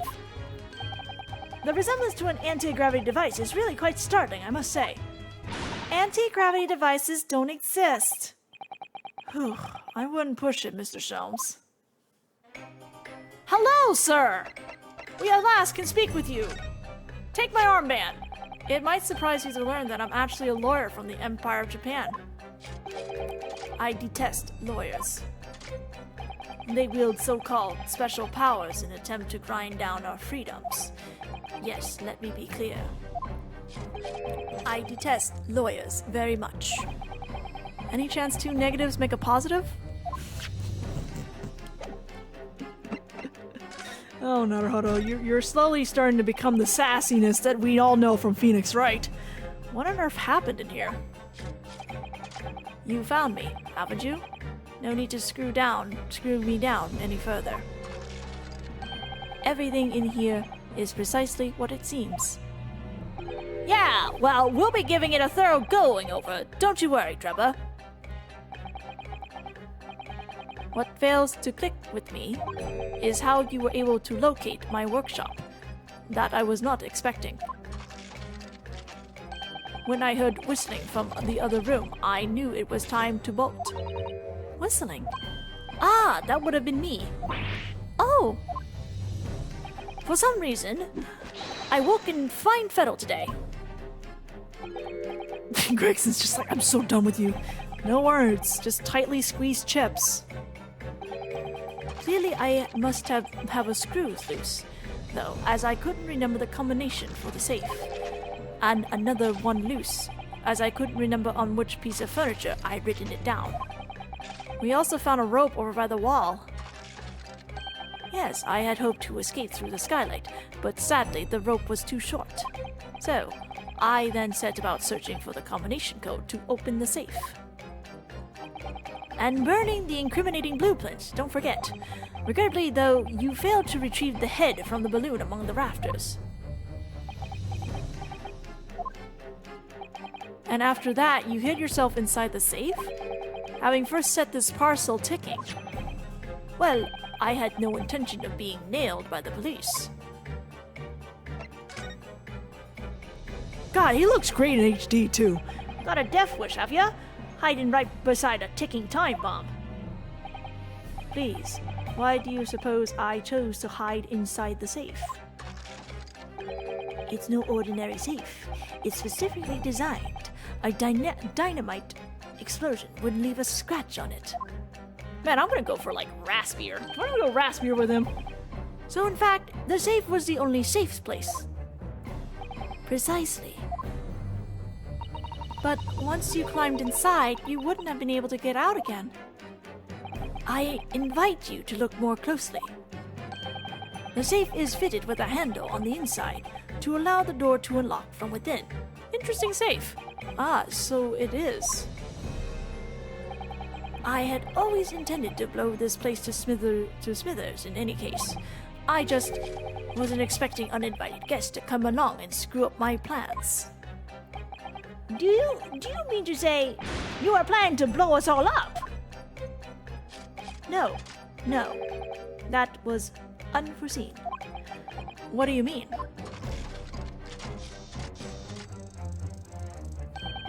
Most people run, you see, when they see a ticking time bomb at their feet. Ah. I calculated the time required for retreat to a safe distance and set the device accordingly. But your seemingly endless discourse in here threw a spanner in the works. Gregson's just like, Is something wrong, Gregson? Yes, you! Do I have something on my face besides the usual eyes, ears, nose, and mouth? Gregson is so done with Herlock.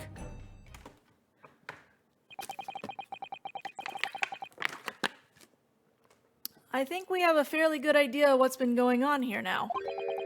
But what about the two incidents you've evidently been involved in recently? Professor Harebrain's instantaneous kinesis experiment at the Great Exhibition, and the Waxwork model you stole, which this head belongs to. That's no ordinary head, you know. That's the head of the professor, clad in a mask, with a lock so strong, I'm unable to open it safely to reveal the killer's identity. I've been considered carrying it around as protection after all. That's enough! Uh-oh, we're in trouble. What's going on here, Gregson? I'm sure you're aware that I have sole jurisdiction to investigate here. Yes, well... Dr. Sith again. So the forensic investigation team are here. And you know full well this engineer is a key witness. Why are you allowing this lawyer access to him? If Lord Strongheart knew of this, you'd be finished. You lot, leave at once. My dear madam, there's no need for such a threatening tone, I assure you. After all, that's no way to greet an old acquaintance. Is it, Dr. Seth? Is it, Dr. Seth? Hello, Sholmes. Mr. Sholmes knows Dr. Sith? If it's protecting the machine next door that's causing such a sour expression on your face, you're quite misguided. It's really nothing more than a shell. You get out. But of course, we'll show ourselves to the door. I see you haven't softened at all. Mr. Naruhodo. Yes?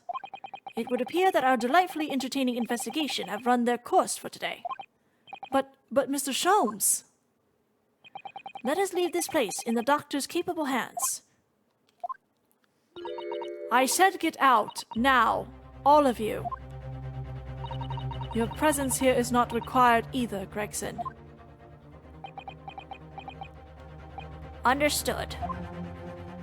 But I'll just say one thing before I head off. If it wasn't for this lawyer and his companions, we'd never have found this place, and the whole workshop would have been blown to bits. There was a time bomb set in here that this lot disarmed. Inspector, thanks for defending us, Gregson!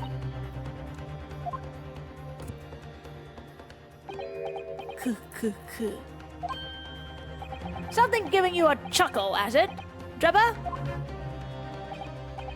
Ah, so sorry. Didn't mean to offend. You're quite right, of course. You did disarm the time bomb, didn't you? Yes, you did disarm that one. Huh? What are you... That one? You mean... We should run. We should definitely run. Get out of there, Oh no! Oh no, he's blowing up that one too! Oh, that's bad. Oh, they're dead. Oh, they're gonna get hurt. They're either dead or gonna get hurt.